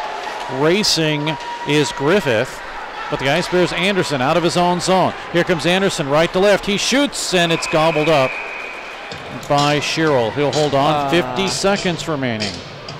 That seemed a little unnecessary. Andy took a little bit of offense to that hit there at the end. And that's the kind of thing that is going to make the game get out of hand, honestly. I don't think that you can really call anything, but it's the little things that are going to escalate like that. 8:44 remains. And 50 seconds to go in the penalty. Second power play for the Wildcats. Missouri State already 0 for 2. The Wildcats working on number 2. And in the near side boards, dug out. Here come the Ice Bears again. And it's tipped away and cleared out to center. As Missouri State really had nothing going. And they cough up the puck. Schumacher with a nice job to step away, that is, from Dine's check. And I erred. I said Missouri State's 0 for 2. They're 0 for 1. They're working on 2. Coming across the line. Here's a shot in save. O'Brien tried to follow it up as the initial shot by Travis Barrett was followed up by O'Brien, but the puck is now cleared all the way down. Ice Bears have an opportunity to get it across the line and into the zone. They are offside as the puck came to the Arizona line, but now it's corralled and picked up by Travis Barrett.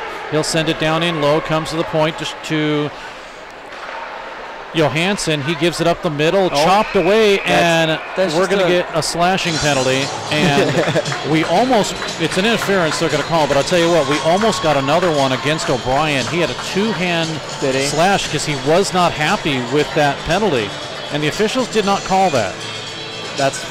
So we got away with one there. That's good. I think that, I don't know what McClue was doing to get under that guy's skin, though. You could see him turn around afterwards and give him a little, hey, good job, buddy. Make sure he knows. Penalty called to Olsen.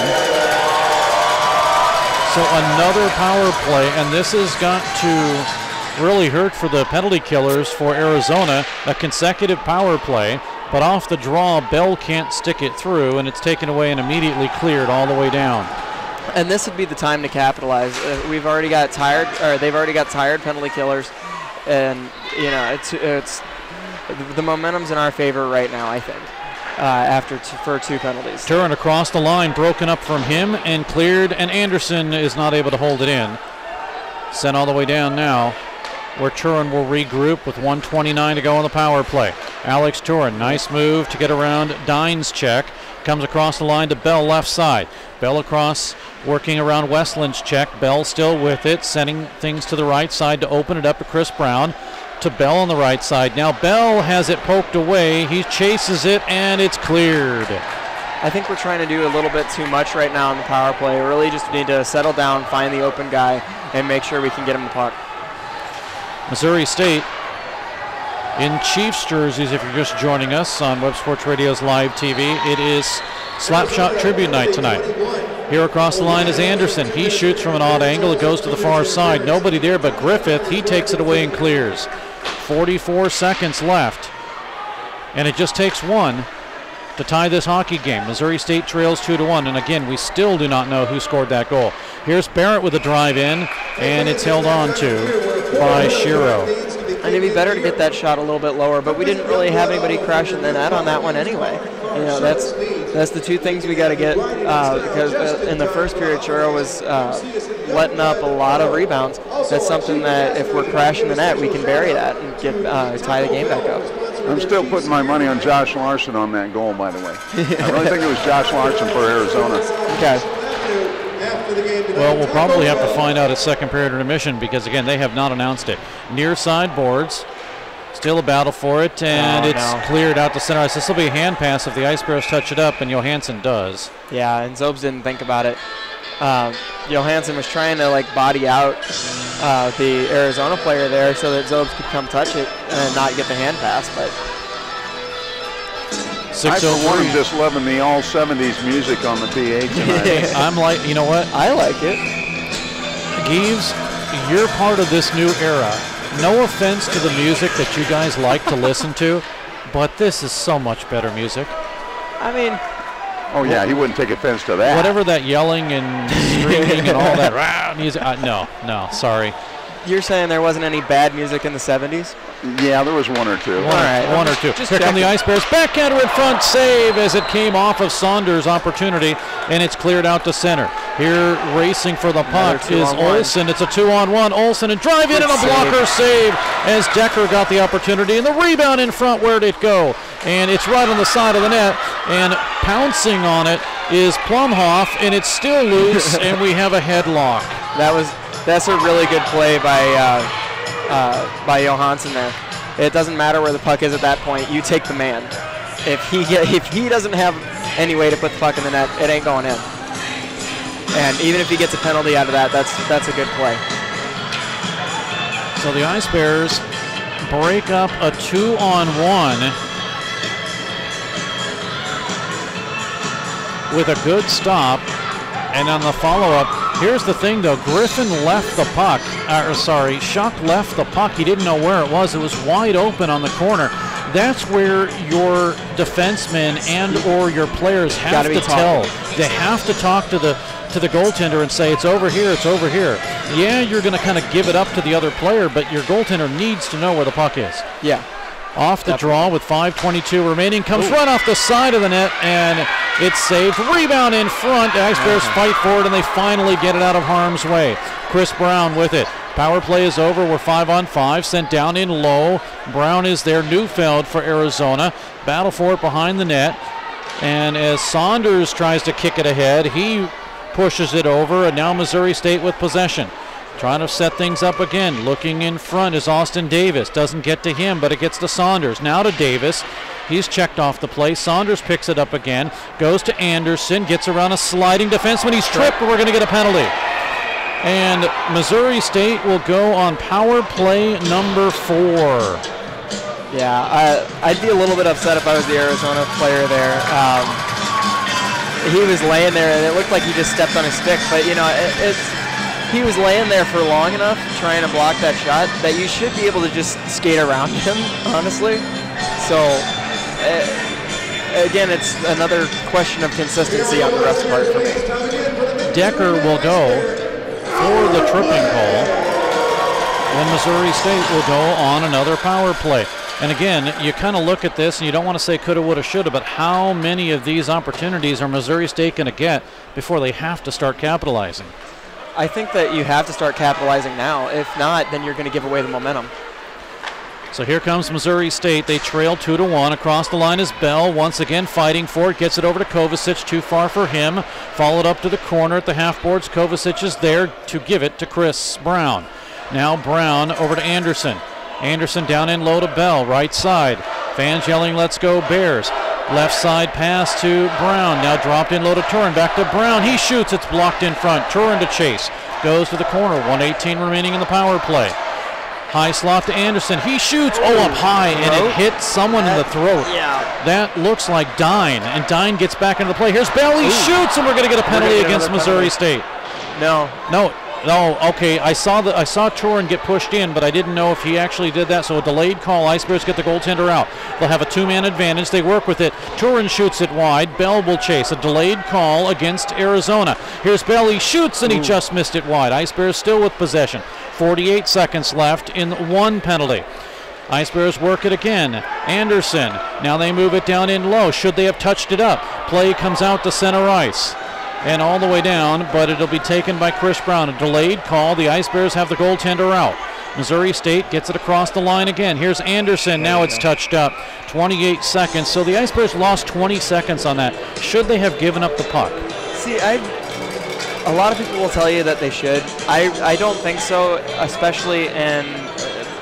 Because of the momentum and the way that they have possession? Yeah, we had the possession there, and I don't think that we've still got the 2-man advantage. The only difference that I really think there is you practice a 5-on-3 more than you practice a 6-on-4.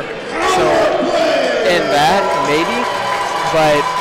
I don't know. I don't like to just give up the puck there. Zellmer called for cross-checking. See, I saw the tail end of it with Turin running into the man, and I thought it was interference, but Zellmer was the one that cross-checked him.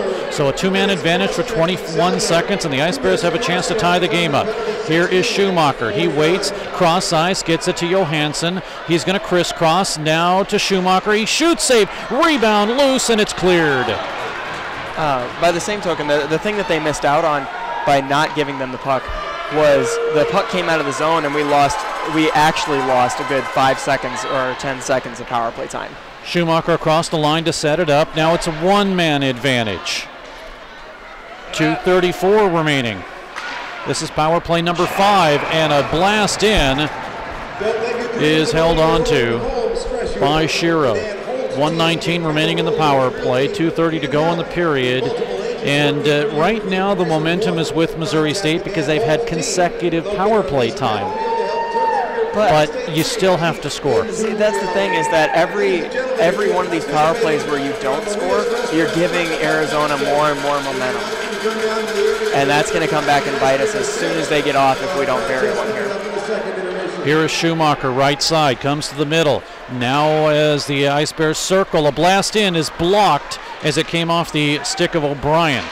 Ice Bears work it again on the power play. O'Brien gets a bouncing puck. He's pushed off of it, keeps it at the line, but it's poked away and cleared all the way down by Olsen. Missouri State quickly gets the puck up to Johansson, who sends it into McClue on the ice now. He breaks free, but behind the back pass is intercepted and cleared out to center ice. Power play with 46 seconds remaining. Here comes Bell across the line. Bell toe drag. He shoots up high off the glass, and it goes to the corner and cleared out to center. All the way down with 1:45 remaining. So now you just hope in 32 seconds you could at least get a goal to keep this a tie game instead of trailing by 1 with 1:36 to go in the period. Here comes Anderson. He breaks free left side. He shoots. It's blocked in front. Anderson up the middle, and it goes to Chris Brown. Cross ice. Kovacic drive, save, rebound. It's cleared, and it comes out. Having to race back are the Ice Bears to get back, and we are going to get a penalty. Another penalty. And it's going to go. Is it Arizona? That's Arizona. Wow. It's a penalty against Arizona behind the play. It's a hooking call. Oh boy. But you know, I'm with you, Marshall. If they keep getting these power play opportunities and they don't cash in on them, that's just going to deflate the balloon a little bit. Yeah, and that's the thing. And it's especially a 5-on-3. I know that it's not been a ton of time on either one of these. I think we've had, 40 seconds maybe total. You know, killing off a 5-on-3 is such a momentum shift. if you score on a 5-on-3, usually you win the game. If you kill off a 5-on-3, usually you win the game. So it's 5-on-3 really makes a huge momentum shift. Another power play for Missouri State. They have a 2-man advantage for 7 seconds. This is number 6. And here's a blast in. It's blocked. Johansson with it. Now there's 1-man advantage for 1:49, but there's 1:09 remaining on the second period clock. Ice Bears with a bouncing puck down in low to O'Brien. He's going to work it. Cross ice open alone is Schumacher. He gets it. He shoots. And a save. Rebound is cleared. So the Ice Bears had the right option there, but they just couldn't get it through a lot of traffic. 47 seconds remaining. Power play, barring any further penalties, will carry over into the third period. Across the line, Barrett. He shoots. It's blocked. Followed up by Johansson. Cross ice. Goes to McClue. Sent over to O'Brien. He will send it to Barrett. Left side. Working now is Schumacher. Power play has 1:07, but again, the game clock at 26 for this period. Now the Ice Bears trying to work it down in low to Schumacher. Cross ice pass, drive, and just missing wide is McClue. He gets it again, gives it in front to Barrett, drive and a save. Rebound loose, O'Brien's there, another save. Ice Bears dig it out, Anderson with it. 10 seconds to go in the period. And now McClue with it actually. He'll work it around, 5 seconds to go. Puck in and a glove save as O'Brien, or make that Barrett got the shot, and it's held by Shiro. Yeah. Now you have to look at the last 10 minutes of this period with a massive disadvantage for Arizona State, and they still lead 2-1. Yep. Yep, and that's the biggest issue going into the third period. I feel like they're going to have the momentum. And I was going to ask you about this, but Coach Law made the decision already. Do you pull the goalie with 2.2 seconds left? Sure, why not? You know, in the second period. Yeah. Oh, okay. I would now. It is very possible you can score with 2.2. It has to be an immediate. It'd be a clean win and an immediate rocket shot down the ice. Yep. And he did. Huh? He did pull him out. Well, yeah, that's it. I would every time. So off the draw, Anderson wins it, and that's going to do it for the period, though. Yeah. And that's the reason that I would, is because 9 times out of 10, no harm's going to come. And the only thing that can happen is good. In the second period, shots on goal, Brendan Shuck faces 7 for a 2-period total of 13, and the Ice Bears put 19 on Anthony Shiro for a 2-period total of 26. And I know that we're harping on it, but I don't think that those numbers are really indicative of momentum right now, just because they've been on, or Arizona's been on the kill for the entire second half of the period. Power plays, Missouri State is 0 for, well, they have 38 seconds left in power play number 7, but they are 0 for 6 right now on the power play. Wildcats are 0 for 2, the Ice Bears, and that's kind of really the positive thing for Missouri State. They've only taken 2 penalties in this hockey game. That's definitely true, and if we want to stay in the game, then we got to keep that number low. So when we come back into the third period, that is, 38 seconds remain in the penalty that's been assessed to Tyler Griffith. But the Ice Bears, again, 38 seconds, that's a lot to gain some kind of momentum in the third period, which is very important. They get a goal there. It's a different hockey game. But in the second period, all goals, and the first goal was Josh Bell getting his 7th of the season. The assist to Kovacic and Turin, and Missouri State at 29 seconds of the period takes a 1-0 lead. Then it's Anthony Cusinelli. Cusinelli gets his 21st. Zellmer with the assist at 2:59, and it is a 1-1 hockey game. And then at 8:24, and Dan, again, I will refer to you on who you thought got this goal. Well, if you look down on the near side, I didn't quite catch him in the frame before he got the puck, but coming across the slot after the goal from the other side was Lawson. So I think it's Larson, excuse me. I think it's going to be Larson that's going to end up with that goal. Well, we will find out and let you know after the intermission, as they still had not announced that goal at all, but it is 2-1 in favor of Arizona. And I don't know how they got him there on the other side either. There was nobody there with him, and he stuck right past my camera, too. I never saw him coming across the other side. I honestly didn't either. Well, and those are those things where, as a goaltender, you kind of have to be aware for. I know that it may have tipped off a defenseman in front, but you know, a lot of guys are going to do that. You know that they're going to go low on the goal line, try to bank it off the goalie, try to bank it off of somebody. Yeah, but I think that was I'd have to look at the video again, but I think that it was supposed to be a centering pass actually, and that's what makes it hard. Is how I think that he was playing the pass there, which is what you're supposed to do as a goalie as well. Well, let's take a look at it one more time and just see what happened. The centering pass was there, but there was nobody up the middle. I think 6 and 19 were both going to that spot. They weren't there yet, you're right. But you think it was Larson had pressure on him, and he just kind of threw it to the middle. I think that's what he was going for. I don't think that he was thinking that he was going to get a goal out of that. Not even a little bit. Well, there with the initial opportunity is Olsen. As we slow it down and kind of take a look at it, there was really no one in front as it goes off of Anderson and in, and it was the far guy that got the goal, but I do not think.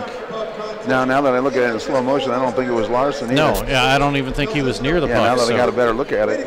It very could be Justin Dungy. That was what I think it was based on the slow-mo. All I know is that was some mighty fine camera work right there. Yeah, very good camera work by that guy. We need to hire him. At any rate, at the second period intermission, it is a 2-1 lead for Arizona. We will take a break, and when we come back, part 2 of the interview with Dr. Benjamin Goss, the professor at Missouri State's Entertainment Management course, and Mandy Forbeck to talk more about Slapshot Night here at Mediacom Ice Park in the Stan Milton Ice Arena. After 40 minutes of play, it's 2-1 in favor of Arizona. We'll be back. We all love the fajitas. Their margaritas get the crown. Don't forget the quesadillas. It's the best Mexican food in town. Now your favorite Mexican restaurant is open on Sunday. Yes, Maria's Downtown is open on Sunday. So bring your family and friends and enjoy Mexico with us 7 days a week. Hold on to your salsa and your chips. Maria's on South Avenue in downtown Springfield. Back at Mediacom Ice Park, Steve Casson along with Dr. Ben Goss and Mandy Forbeck of Entertainment Management at Missouri State. And they, of course, put on this Slapshot Tribute Night. And when we left you last time, we were talking about the sponsorships and the amazing Taco Bell sponsored Chiefs warm-ups that I'm jealous and really want. But let's also talk about what you guys have done. You've turned Mediacom Ice Park into just an amazing place here with all the signs and decorations, and there's pennants and ribbon and everything in blue and gold. Yeah, so our environment team did a really good job with that, and all the rest of us are just here helping them out, hanging up everything right now before the game starts. But yeah, we got a lot of different little posters that have different Slapshot logos on them, and they turned out great. So we're just hanging those up all over the place, and then we got yellow and blue banners to kind of go with the colors, and we just hung those around the ice rink and that kind of thing, and then some streamers to give it some color. And we just want to make it a really special night and something that they'll remember even with the decorations. So. Well, it definitely is right now, and I know that one of the things that when Rhonda Ashlock, the assistant general manager, she's the general manager, I'm the assistant general manager, but when Rhonda Ashlock came in, she said, or you guys asked her, what do you want? What's the goal out of this night? And she said, well, we want a sellout. Did you feel any pressure? Did your team feel any pressure? You know, I don't know if she really meant it seriously. She may have said it in jest, but did you guys feel that pressure? We have to make this a sellout. Definitely, and that's something, especially here in the last little bit of, the project and selling out, is just kind of making sure that we're selling those tickets, and so we have an audience team that really has been focusing on that. But in this last little bit, we've all been putting in that last effort, calling our friends, saying, hey, even selling 5 or 6 tickets to a few friends, that everything counts. And so we've been working really hard for that, and making sure that as many people come as possible, and especially students, because this is a student team and we want to support Missouri State, and so just getting those different student groups out here to support them. A lot of them have never probably even been, so just getting them out here and seeing what it's all about, because it's a lot of fun. Let's go through and talk about those 5 groups, and before we do that, let's talk about did anybody even know about the movie Slapshot? So when your professor, Ben Goss, said, okay, guys, we're going to do something for the Ice Bears, and it is going to be Slapshot night, did everyone think, what is Slapshot? Yes, everyone did. No, not a single person in our class had seen the movie. So. Can you believe that, Steve? Now, did you as young as we are, and they hadn't seen that. Did you have a class day where everyone had to watch the movie? No. We watched it on our own, though. A lot of us did. So I know I did. Because there are some parts that you have to edit out. There you go. Well, and I warned them about that. So no, we did not do that. No. So everyone had a greater understanding of that, and another thing, again, before we get into the 5 parts, I want to talk about the fact that there is a costume contest, and you're encouraging, of course, everyone to dress up as your favorite character.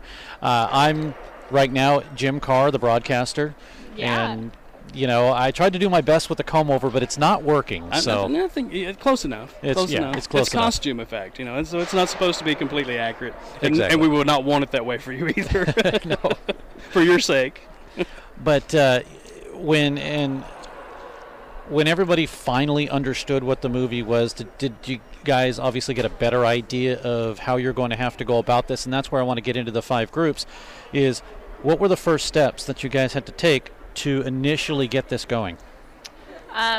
Definitely just kind of understanding what needed to be done. So like the first, I'd say the first week or so, we spent really going over goals that each group wanted to get done. And so everyone had their different goals, like promotions just wanted to make sure they had some really good social media pieces to put on social media to really get out there. And I think they did a great job really incorporating the movie and getting a lot of those famous quotes and that kind of stuff to incorporate in those social media posts. And then audience, having goals, how many tickets they wanted to sell, which obviously all of them, and then partnerships, making sure that they understood the different packages and, what they needed to sell and how they needed to sell that, and really who to contact and that kind of thing. And then environment, they definitely had to watch the movie and kind of figure out what would look good at the ice rink and just what decorations they needed. And so they've spent a lot of time in that. And then, revenue, just making sure that we had all the money come in and out. We were keeping track of everything so that we could,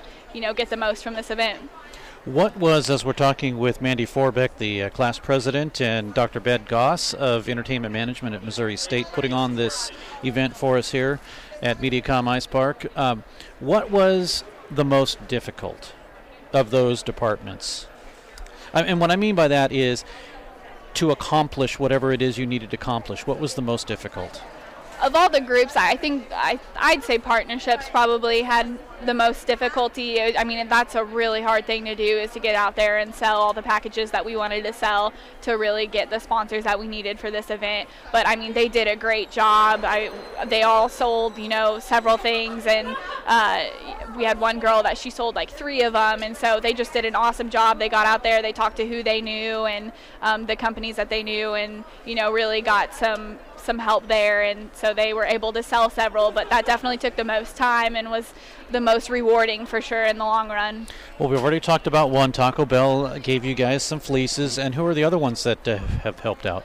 Well, we have Wonders of Wildlife with Bass Pro. They're doing our intermission, and then we have our other promo tosses, and they have High V is doing one of them. We have Wise Guys doing one of them, and then we have Dan Holt doing the other, and then we have our promo glasses that we're going to hand out to the first 500 fans for the Slapshot night, and that's sponsored by Youngblood, and they turned out really cool, so I think they got a really good sponsorship. I did manage to get one, but I'm going to have to throw some tape down the middle of it. Absolutely. It wouldn't be authentic without it. Yeah.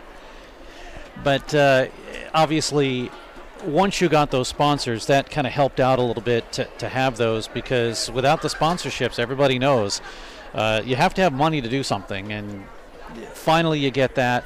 But then you have to start putting things together, and what was the next step after the sponsorships? What was the next group that probably had the next hardest job?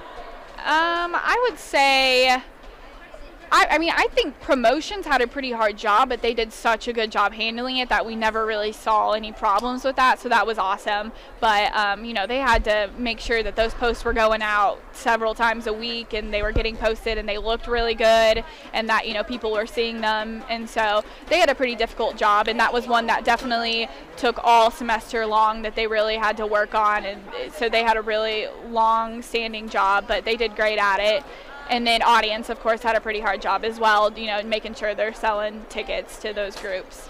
So if we could do a 40th anniversary again next year, what is something that maybe became a little difficult that you weren't anticipating, and what would you do differently if this was an event again next year?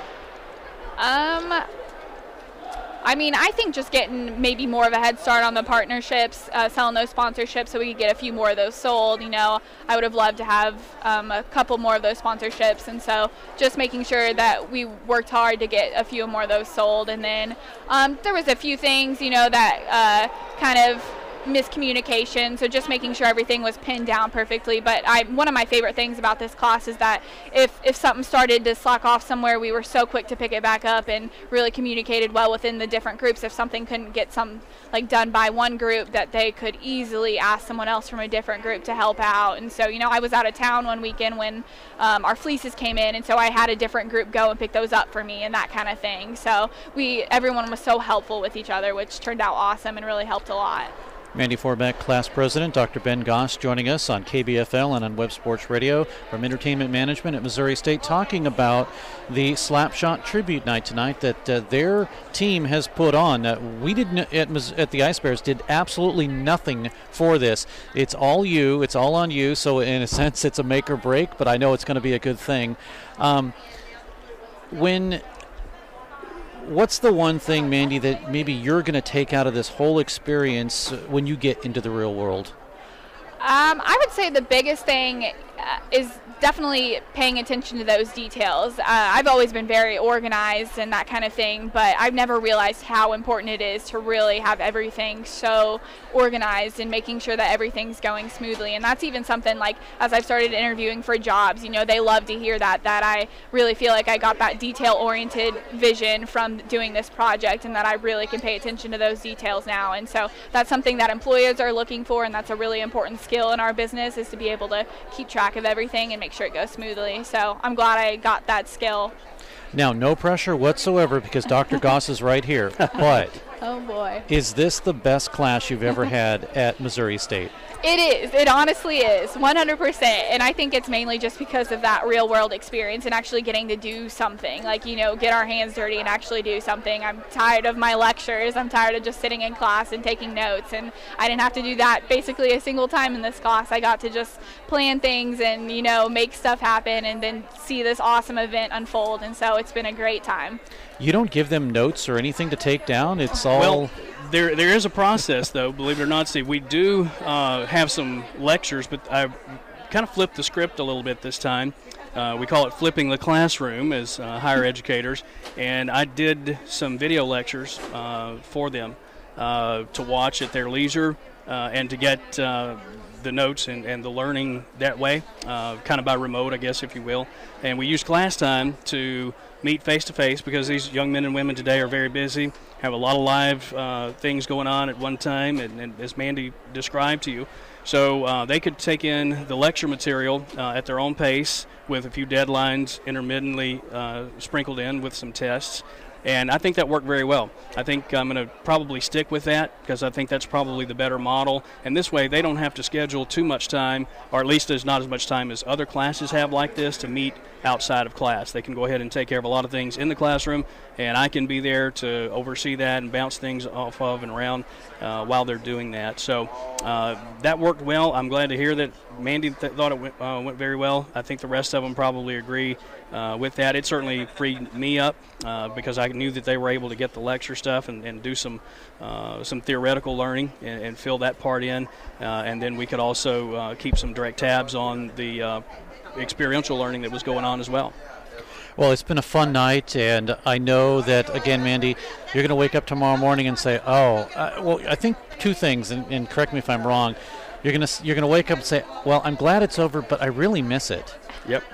Yes, I'm definitely going to miss it because it's just been a lot of fun and a great experience. So I'm sad that it's coming to an end, and college in general is coming to an end, but it's been awesome.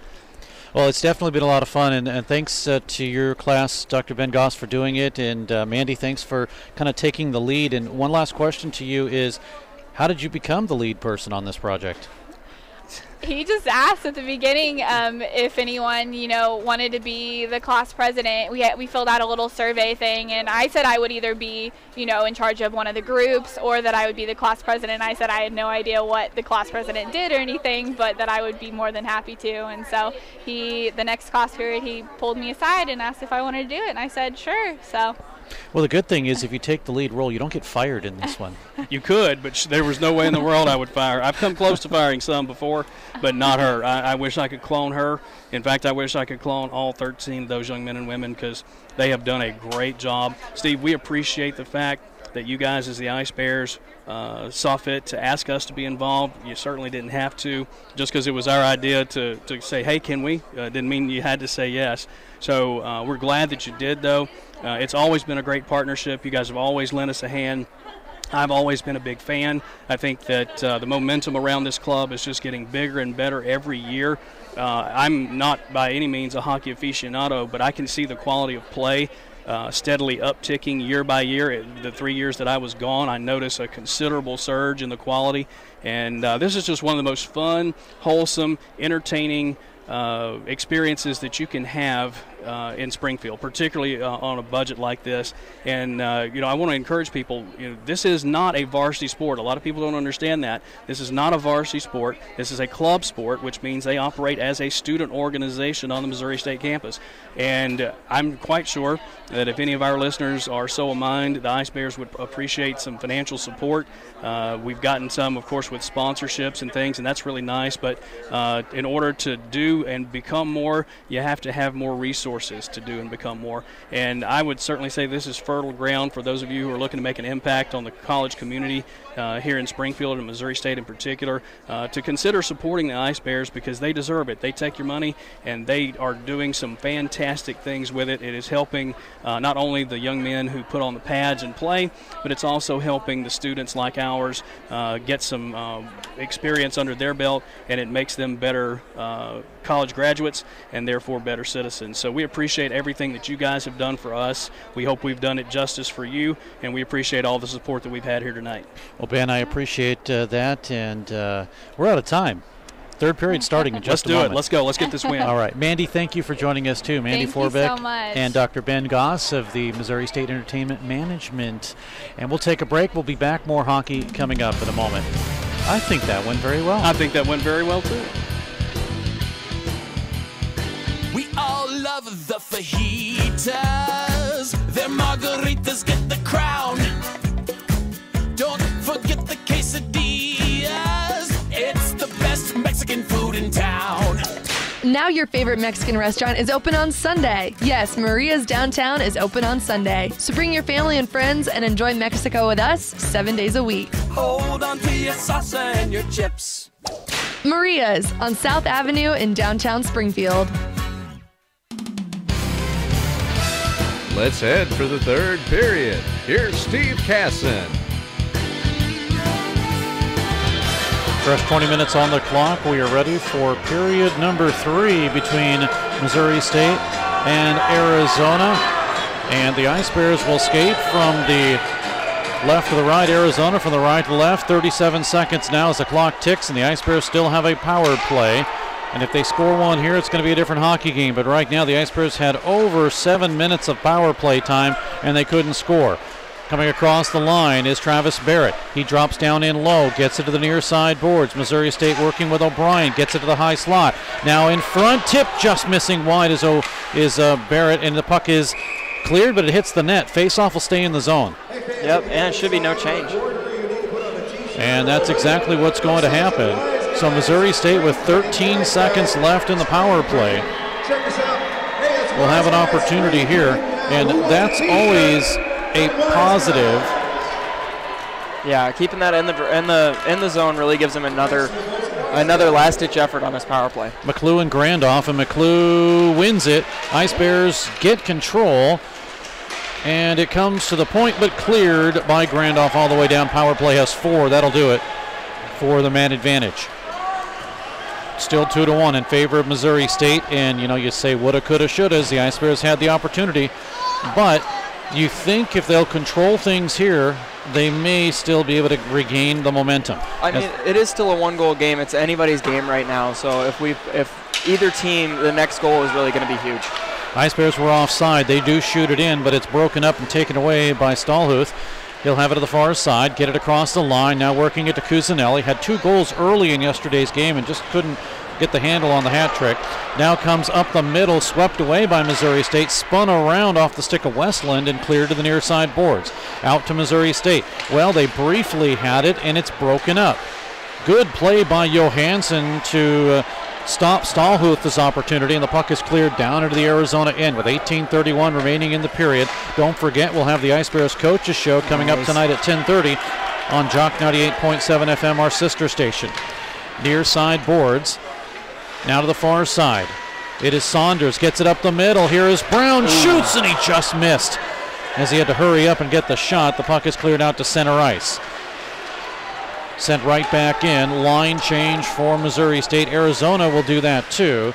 And so the Wildcats stay behind their own net. Rowe will wait. Everyone's changed.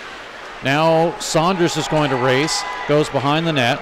Comes and stolen by Missouri State from the far side by Lounder. Goes to the near side. Big hit there applied by Saunders. It's out to center ice. Intercepted by Larson. Here comes Larson, right side, tries to get around Anderson. He does, up the middle, drive, score!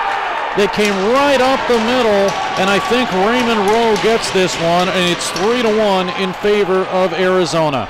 Yep, and that's what I was worried about. After killing, you said 7 minutes of power play, you come back out with a lot of momentum there.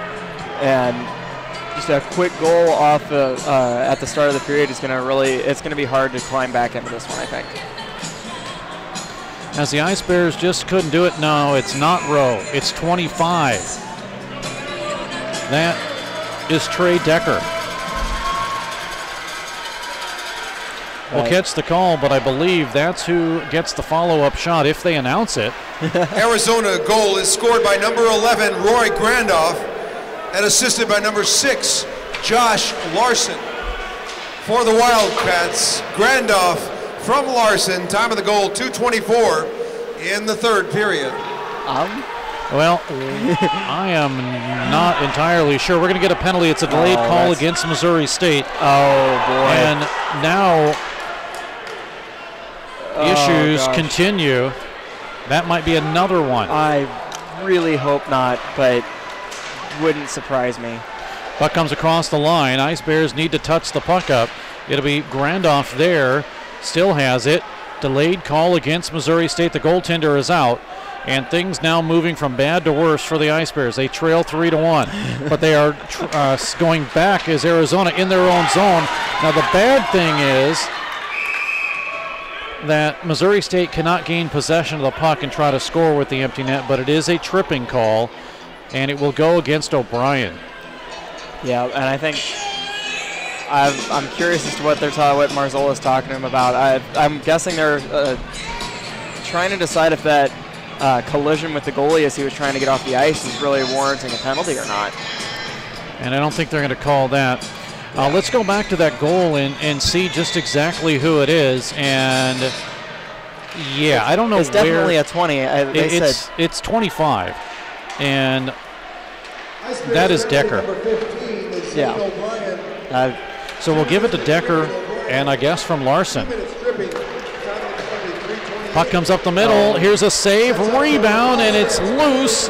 And the Ice Bears are able to get it, and they cannot clear it. 1:37 remaining. Saunders not able to move it.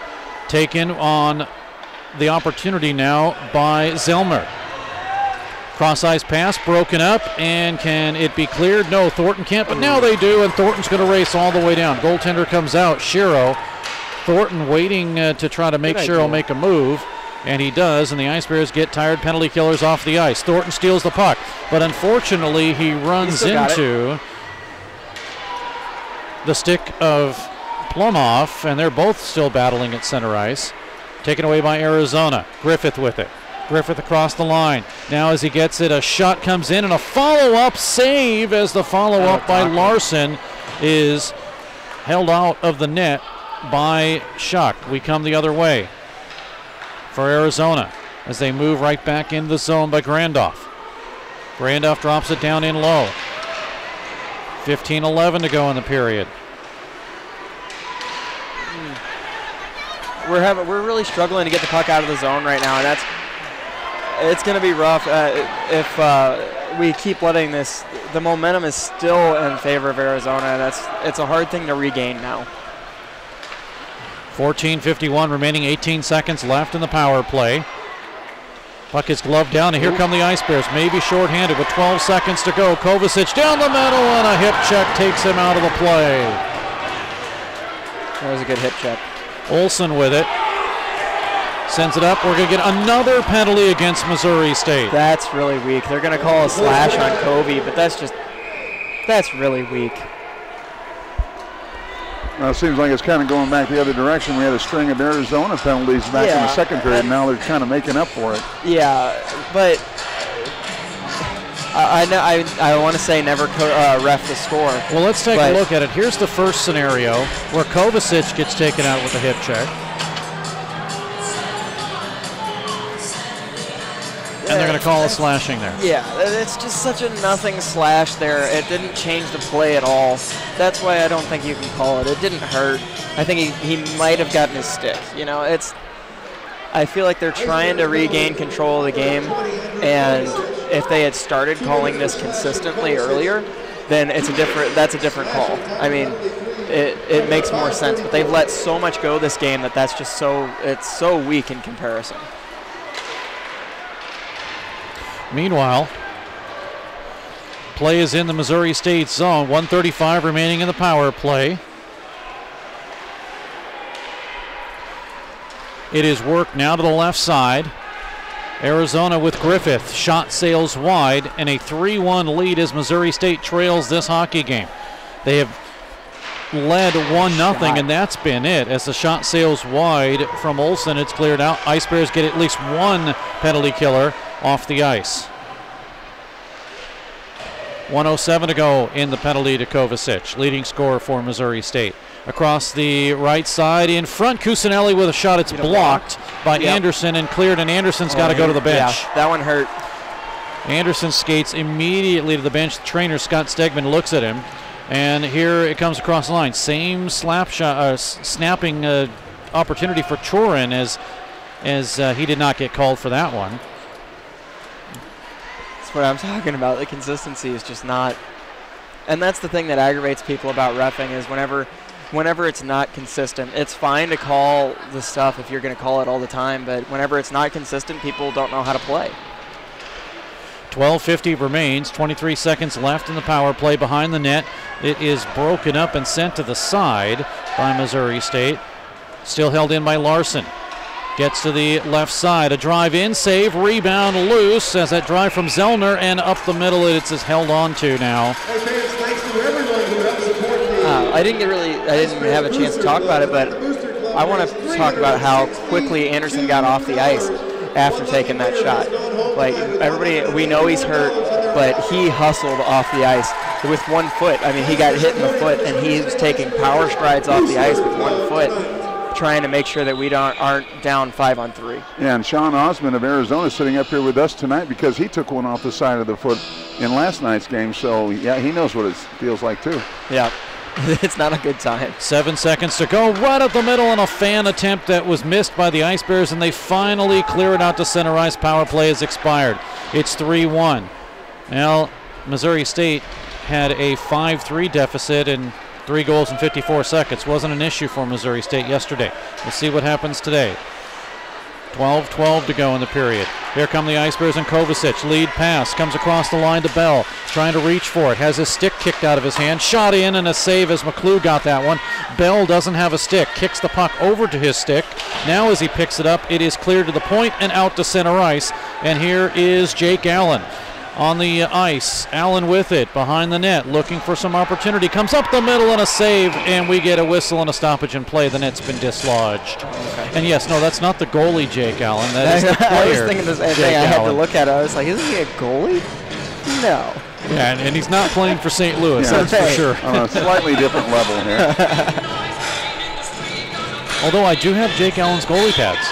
Do you really? I do, or pants, sorry. I got goalie pants. I bought them for $75 at the St. Louis Blues equipment sale. That's really cool. And quite frankly, that's really the only thing I came for because pads are a wish list, but I really needed pants, and they had them there. And when I immediately thought a couple $300, and they said 75, and I was okay, got to do it. You know, I always wondered about a broadcast partner who collects pants. There's something wrong. Well, no, it's to play in. Obviously. So the equipment sale for the Blues is actually, they got a lot of good deals, honestly. Everything's like under $100, which is insane. It is crazy, and I got the Blues socks, I think, for $10 for the pair. I mean, it was a great deal. It was a fun time there, too. You got to be at, well, I don't know what arena it's going to be called now. It's no longer Scott Trade Center. Oh, it's not? Yeah, they're going to call it something else, but Monster Energy? I'm not. Well, don't quote me on this, but it's a different name, and I don't remember what it is. Yeah, I can't either.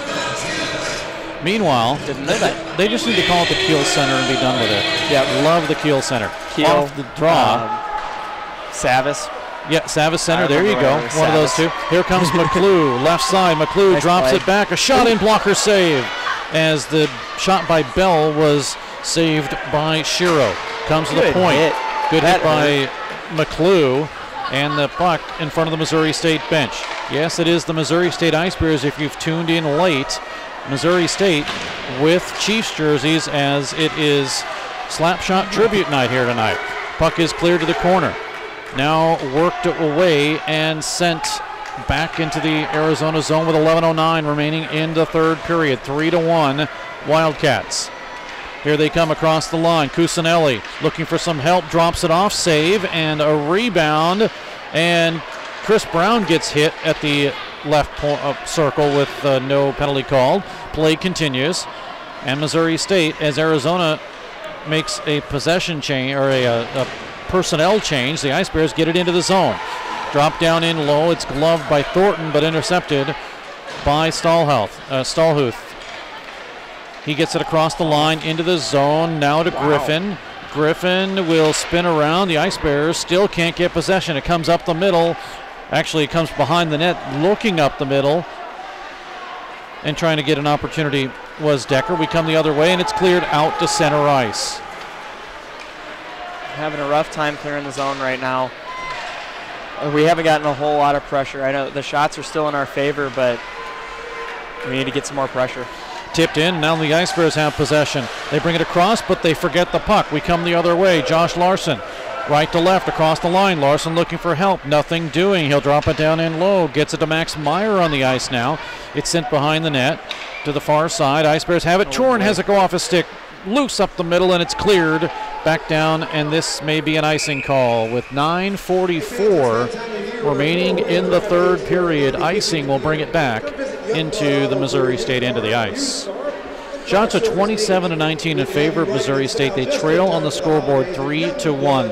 Bell got his 7th in the second at 29 seconds. Cusinelli his 21st at 2:59. And I do have an update on the score. They are saying that Decker got the second goal from Olsen. Meanwhile, Bell steals the puck, and it goes into the corner. Now, Shutsville score!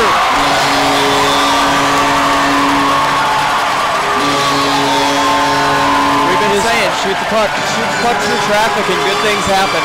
I don't really think that he saw that Shiro saw that until it was too late. Bell gets the puck off the back of the boards, comes up the middle and gets the shot, and Missouri State has come within one. It went off the glove, as you say, of the goaltender Shiro, and Missouri State has come within a goal now on Bell's second of the game. We'll catch the call.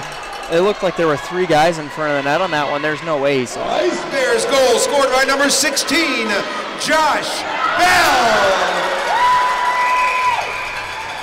Assisted by number 10, Alex Turin. Number 20, Andrew Kovacic. For the Ice Bears, Bell from Turin and Kovacic. Time of the goal, 10:33. So Missouri State has crawled their way back within one, but we are going, is that Bell off the ice? That's Anderson. Anderson. Well, that's not good as the trainer is following him off the ice. Yeah, they took Anderson off. That's not good at all. So again, to update the scoring,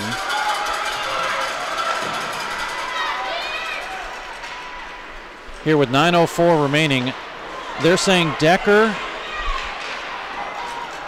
on the 2-1 goal as the puck is cleaned back into the Missouri State into the ice. The assist to Olsen. So in my book, Decker has 2 goals in tonight's game. He got the one to make it 2-1, then he got the other one to make it 3-1. That one coming at 2:25 of the period. Meanwhile, with 8:36 remaining, the Ice Bears have crawled to within 1. They come out of their own zone, and we're going to get a penalty. Yeah. That's now I got to tell you, do we talk a dive maybe? Oh yeah.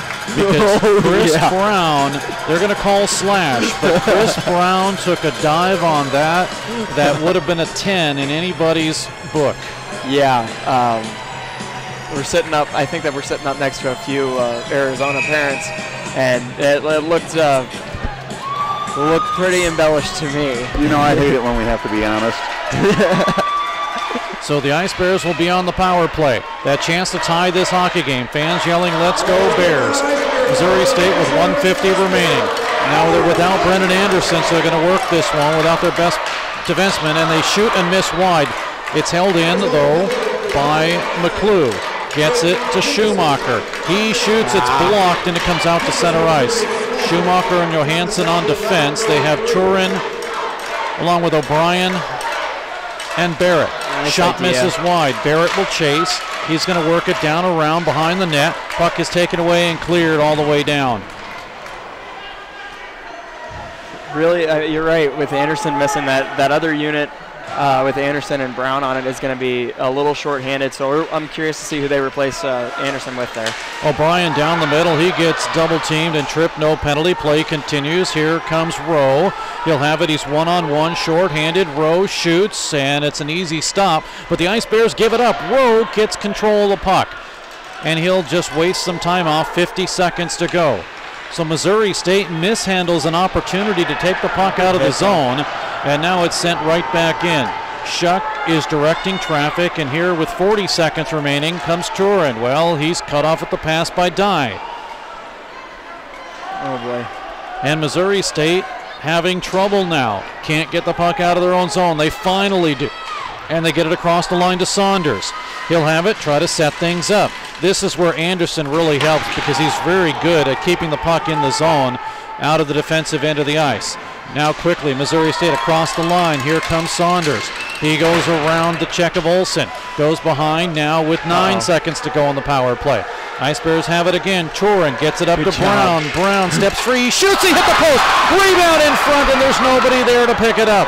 It hit the post high, and a man gets out of the penalty box. The power play is over, and Missouri State was that close to tying this hockey game. Behind the net in the Missouri State zone, Westland sends it up in front, and it deflects into the corner. And again, how much do the Ice Bears miss Anderson? Puck to the near side boards.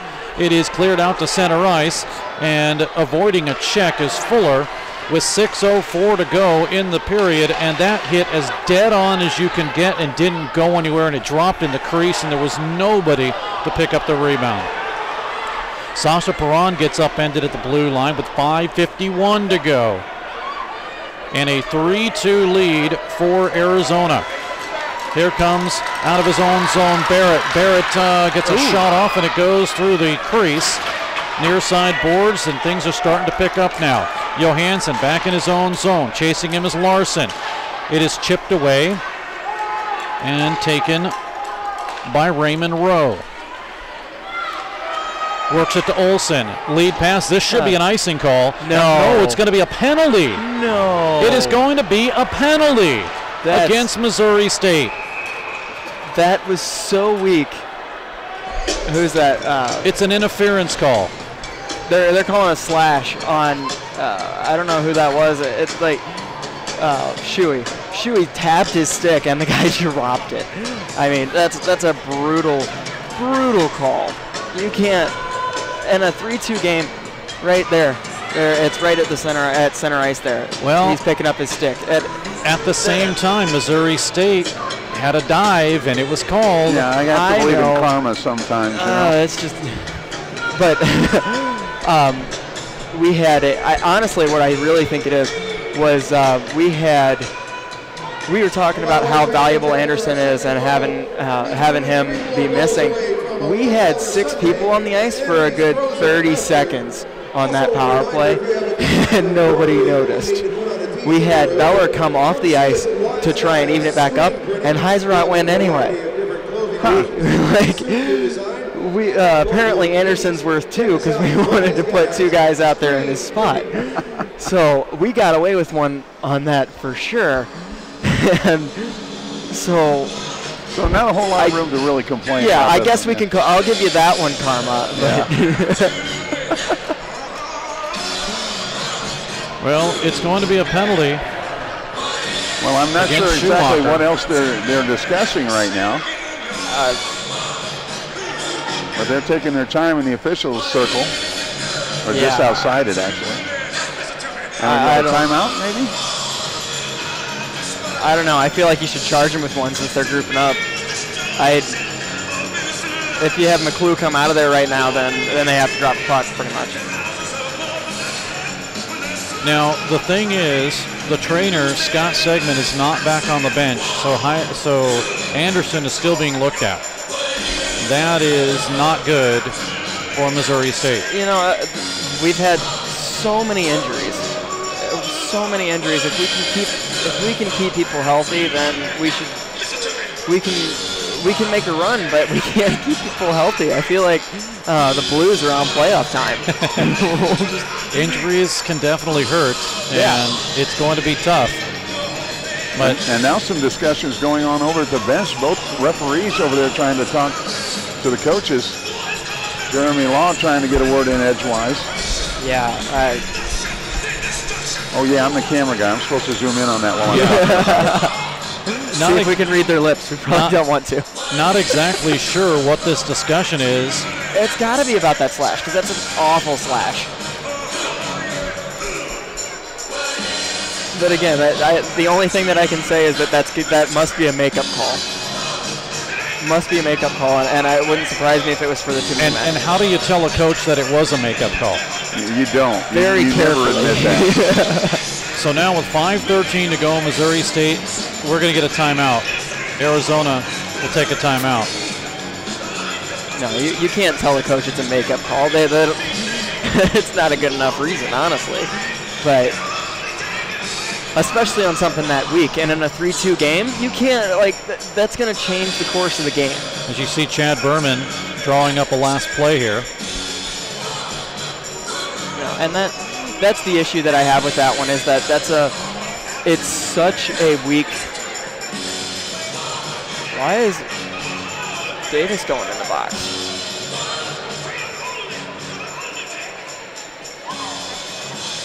I have no idea. On the ice for the Ice Bears. Too many men on the ice. Too many men on the ice. Oh, they caught Time it. of that penalty, 14:47.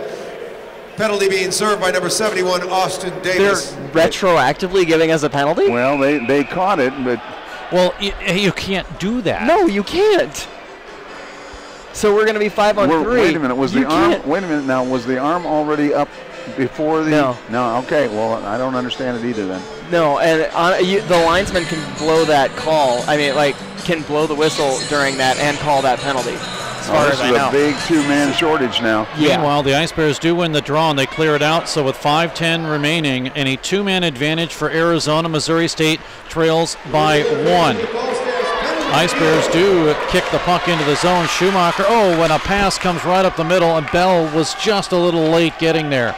And I make it was Johansson, not Schumacher, with that pass. But this is what I'm talking about. Okay. Now we're going to get Bell. That's a make. We get a penalty. As I was saying, is that slash now puts us down 5-on-3, and that's a game-changing penalty. That's just too weak to call. Well, Bell looked like it got him right on that arm. Yeah, that's the. 8 penalties, 16 minutes for the Wildcats, 10 minutes and penalties, 5 infractions on Missouri State. Well, now you have a lot of ice. Missouri State likes a lot of ice. Yeah. So we'll see what happens here. We're a quick team. A lot of ice is going to work to our advantage, but 4-on-3, there's a lot of ice to work with. Again, missing Anderson, because you know he'd be out here right now. Yeah. Here is Cusinelli. Comes down the middle. It's broken up and swept away by Missouri State, cleared all the way down. 4:31 remains. Now, here's the issue, because the Ice Bears will have a little less than 3 minutes to go when all these penalties, barring any further penalties, wash off the board. Puck stolen by Kovacic. He comes down the middle. He's double, triple teamed, and just enough to move things. I feel like we're playing overtime right now. Yeah, there's so much room. Puck across the line. Griffith is there. It is now sent to Cusinelli, looking for Griffith. He has it. Cusinelli working it, looking for Griffith again. Cross-ice pass goes to Zelmer.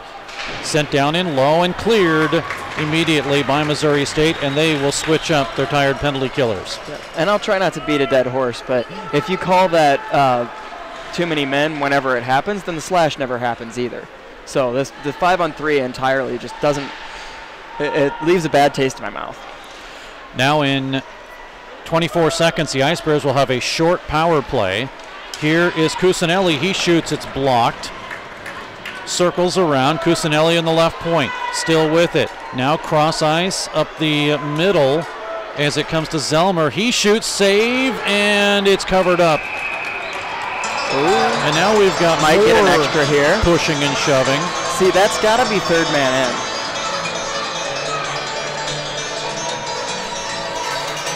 Nothing called by the officials. No, I mean, there won't be. It's just going to be a scrum that they're going to say it's too late in the game and too close to the game to really make a call here. Nice choice on the music box. Goals in 29 seconds of the second period. Bell is 7th. Cusinelli at 2:59 is 21st. Decker at 18:24 the second. And then Decker gets another one at 2:25. And for Decker, he ends up getting goal number 3 and 4. And then Bell, his 8th at 10:33 of the third. And that's where we stand right now. Face-off will come in the Missouri State zone to the right of Shuck, and off the draw. It'll be cleared to the corner and out to center ice. Armstrong will reset. Now the Ice Bears on a short power play. Puck is gloved and set down to Missouri State with 3:03 to go and 14 seconds to go on the power play. They send it down in low. Racing is McClue. Stepping in front of him is Rowe. Oh, nice McClue play. steals the puck. McClue kicks it ahead. Works the puck out. still has possession of it. He's held up, and a good check by Grandoff, and it's cleared along the line and out to center. Power play is over. Gloved by Chris Brown across the line. Taken away with authority and swept all the way down by Dine, and we're going to have an icing call. 2:37 remains. The icing will bring it back into the Arizona end of the ice with a 3-2 lead for the Arizona Wildcats. Missouri State led 1-0 on Josh Bell's goal 29 seconds into the second period, and that's the only lead the Ice Bears have had. Off the draw, Missouri State wins it, and it is out to center ice off of Schumacher and kicked ahead. Chasing it is Larson. Johansson is there, steps his man in to the corner, and now it comes right out where the Ice Bears will not get it out to center ice. They still turn it over, but finally are able to clear it. 2:15 remaining, and again, how much does Missouri State miss Anderson right now? He's irreplaceable is really the word that I want to use. Thornton down the left side looking for some help. Shane up the middle in front, and it's broken up. Taken by Saunders. Nobody there as Thornton moved to the corner. Launder comes in to hold it in at the half boards in the near side. Launder again. Cross ice pass, a dangerous one, but it gets to Heiserode. He shoots up high and wide. Near side boards with 1:47 to go. Goaltender still in for Missouri State. Cross ice pass as the Ice Bears trail by 1. It's flipped out to center ice as it's intercepted. And all the way down, racing hard is Brown, and no icing. Why is that no icing? Brown is there. Puck comes right up the middle, intercepted by Missouri State. If you're joining us late on KBFL and on Web Sports Radio, Ice Bears wearing Chiefs jerseys tonight. It is Slapshot Tribute Night. Here's Bell on the ice. He steps around a man, gets it in low. The goaltender is pulled. Ice Bears have an empty net with the goaltender pulled at 1:17 remaining here in the third period. Puck comes out to center ice, and Missouri State will set things up. They trail by 1 across the line to Turin. Kicked into the far side corner. It is taken away and cleared all the way down. This should be an icing. And they do finally get the icing with 59.5 seconds left. Well. Empty net. Yep. I think that that icing is going to save us having the puck down here for the face-off. We can keep the goalie out for a little while longer, hopefully get some pressure here. Ice Bears do not win the draw. Stick goes flying, but they have control, does Missouri State. Sends down in low, goes to the near side to Kovacic. He drops it back to Bell. 45 seconds remaining. Puck taken away and cleared as it takes a weird bounce, but it'll be an icing call. It took a weird bounce. It was headed towards the net and went wide. Icing with 42.3 seconds left, and another positive. They cannot change players, can Arizona? Yep. And if it wasn't an icing, if it was a cover, puck cover right now, then I feel like we take a penalty. We take a timeout. Can't think of the word. Try and set something up. Ice Bears again can't win the draw. Sent to the near side, but they have control. Johansson at the right point. Slides it over to the left side. Now Johansson, right side, he shoots, and a glove save by Shiro. He had to reach back, but he makes the save. 31.9 seconds to go in the third period. Missouri State trails Arizona 3-2. So now I bet we see a timeout, because I think Arizona called timeout earlier, right? Yes. Not us. Turin comes in to take the draw with Grandoff. Or not. And the Ice Bears do win the draw. Here is Schumacher. Oh, look at that. Gets it over left side. Drive just missing wide as they got it over to Kovacic. Turin comes in. He gets upended off the glass and all the way down and up off of the glove. And we're going to go all the way down. No. Oh, they're going to go to center ice. Center, yeah. So at center ice, we will have to put the goaltender in, I assume. Not with 19. I mean, I wouldn't. So put someone in the net. In case. No, well, if you put somebody in if you put a goalie back in right now, you won't get him off the ice. But the Ice Bears have nobody near the net. Yeah, they're hoping they can win it. They're going to have to win it. Yeah. 19.9 seconds. Missouri State wins it. They're going to have to quickly get it in the zone. They do shoot it in. And it's taken away and cleared. This will be icing with a 10-point. No, they got to throw some time back on the clock. They need to throw. It's not going to happen. Yeah, it's not the NHL, so 9.9 seconds left. I mean, it happened with about 10.5. Yeah. So 9.9 remains. And in to take the draw will be Turin. He is the Steak and Shake player of the game. 7 seconds remains. Ice Bears can't dig it out. It's moved to the corner. To the point, there's nobody there. One, and that'll do it. So Missouri State loses 3-2 to Arizona. But the more important thing is they do split, that is, with Arizona, and they only lose by 1 goal. So in the eyes of the computer, this is not a bad loss whatsoever. Won't be too bad, but it still stings. Yeah, and that's what I was going to say is that, we talk about, Law likes to say, is it ever acceptable to lose? And the answer is yes, if you played your hardest throughout the entire game, and you can hold your head high and say that I gave my best effort and we still lost, then you just kind of tip your hat to the other team and say, you guys were better tonight. But that's not. I don't feel like that's the case here. Especially with the game. The game deciding goal is tip off a defenseman. That's what really pushes this one over the edge. Our next broadcast will be right here on Web Sports Radio on KBFL. It is the University of Missouri as they come in. Mizzou, always a packed house. We'll have it for you December 8th here at MediaCom Ice Park. We hope that you'll join us. But the Ice Bears do, unfortunately, fall 3-2, and we have our Steak and Shake player of the game, and that is Alex Turin. And who does that remind you of? Corbin Bradley standing right there. The owner of the Chiefs from the Slapshot movie. But with a good imagination, yes, yeah, that is the owner of the Chiefs in Slapshot. But Alex Turin is joining us. And Alex, you were all over the ice tonight. I know you were trying to do your best to get a victory for Missouri State, but this has got to be tough for the Ice Bears, who could not score in about 7 minutes of power play time. Yeah, I mean, when you get power play chances, obviously, games are won and lost on special teams. We did a nice job on the other end as far as killing. Last night, I think we let up a couple shorthanded goals or power play goals. So it's nice to see on that end, but on the offensive end, we got to find a way to score. It's been tough. Now, you did hit the post, and it was dead on the post, and nobody could get the rebound. That's really the closest the Ice Bears came later on. Yeah, I mean, unfortunately, the harder you work, the more bounces you tend to get. We seem to be getting a couple bounces that seem to be going our way, but just couldn't bury at the end. Is this a game that it's fair to say that you played almost 60 minutes? I mean, there's a couple of times where, it went off of the defenseman and into the net. You can't really say anything about that, but for the most part, the Ice Bears played a full 60? Right, yeah. No, I would say I'm happy with the effort that all the guys put out tonight, especially with all the injuries that we've had, having people step up. We had people playing hurt, so it's always nice to see, that the guys care enough about their teammates and stuff to get out here.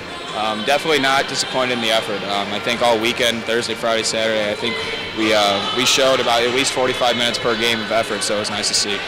I will say that the goal was to wear the Chiefs jerseys during the warm-ups, and everybody came together and said, we want to wear these during the game. Well, it's nice for the fans, because it's a nice gesture to wear them as warm-up jerseys, but not everyone can get here in time for warm-up, so it's nice to get to let everyone get a chance to see them.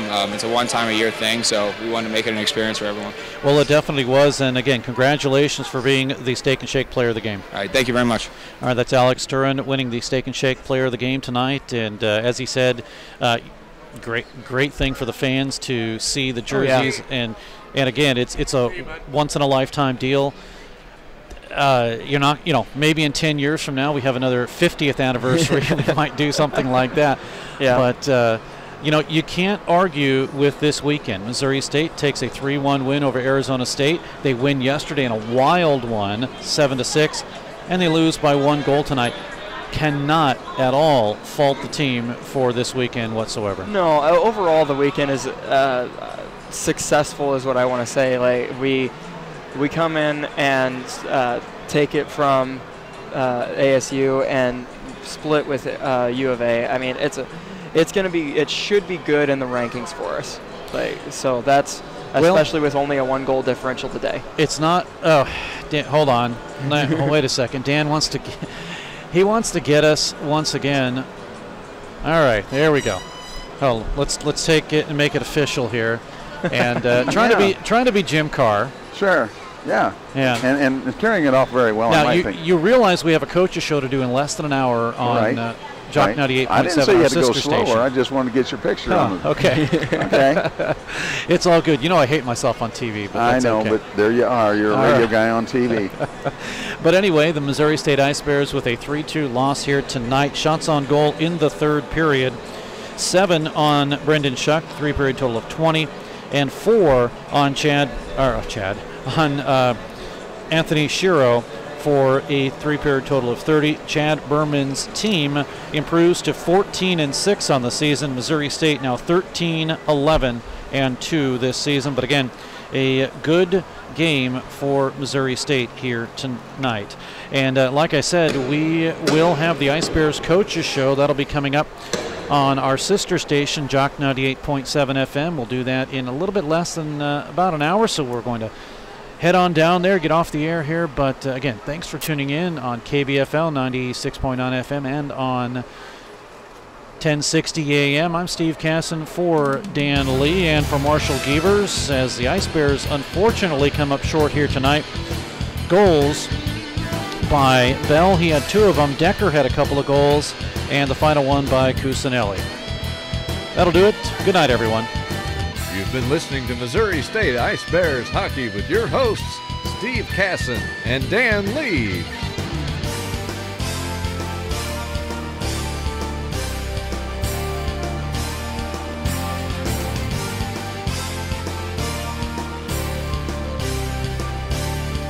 Thank you for tuning in to tonight's game. Ice Bears Hockey is a presentation of DS Sports Enterprises and WebSportsRadio.com.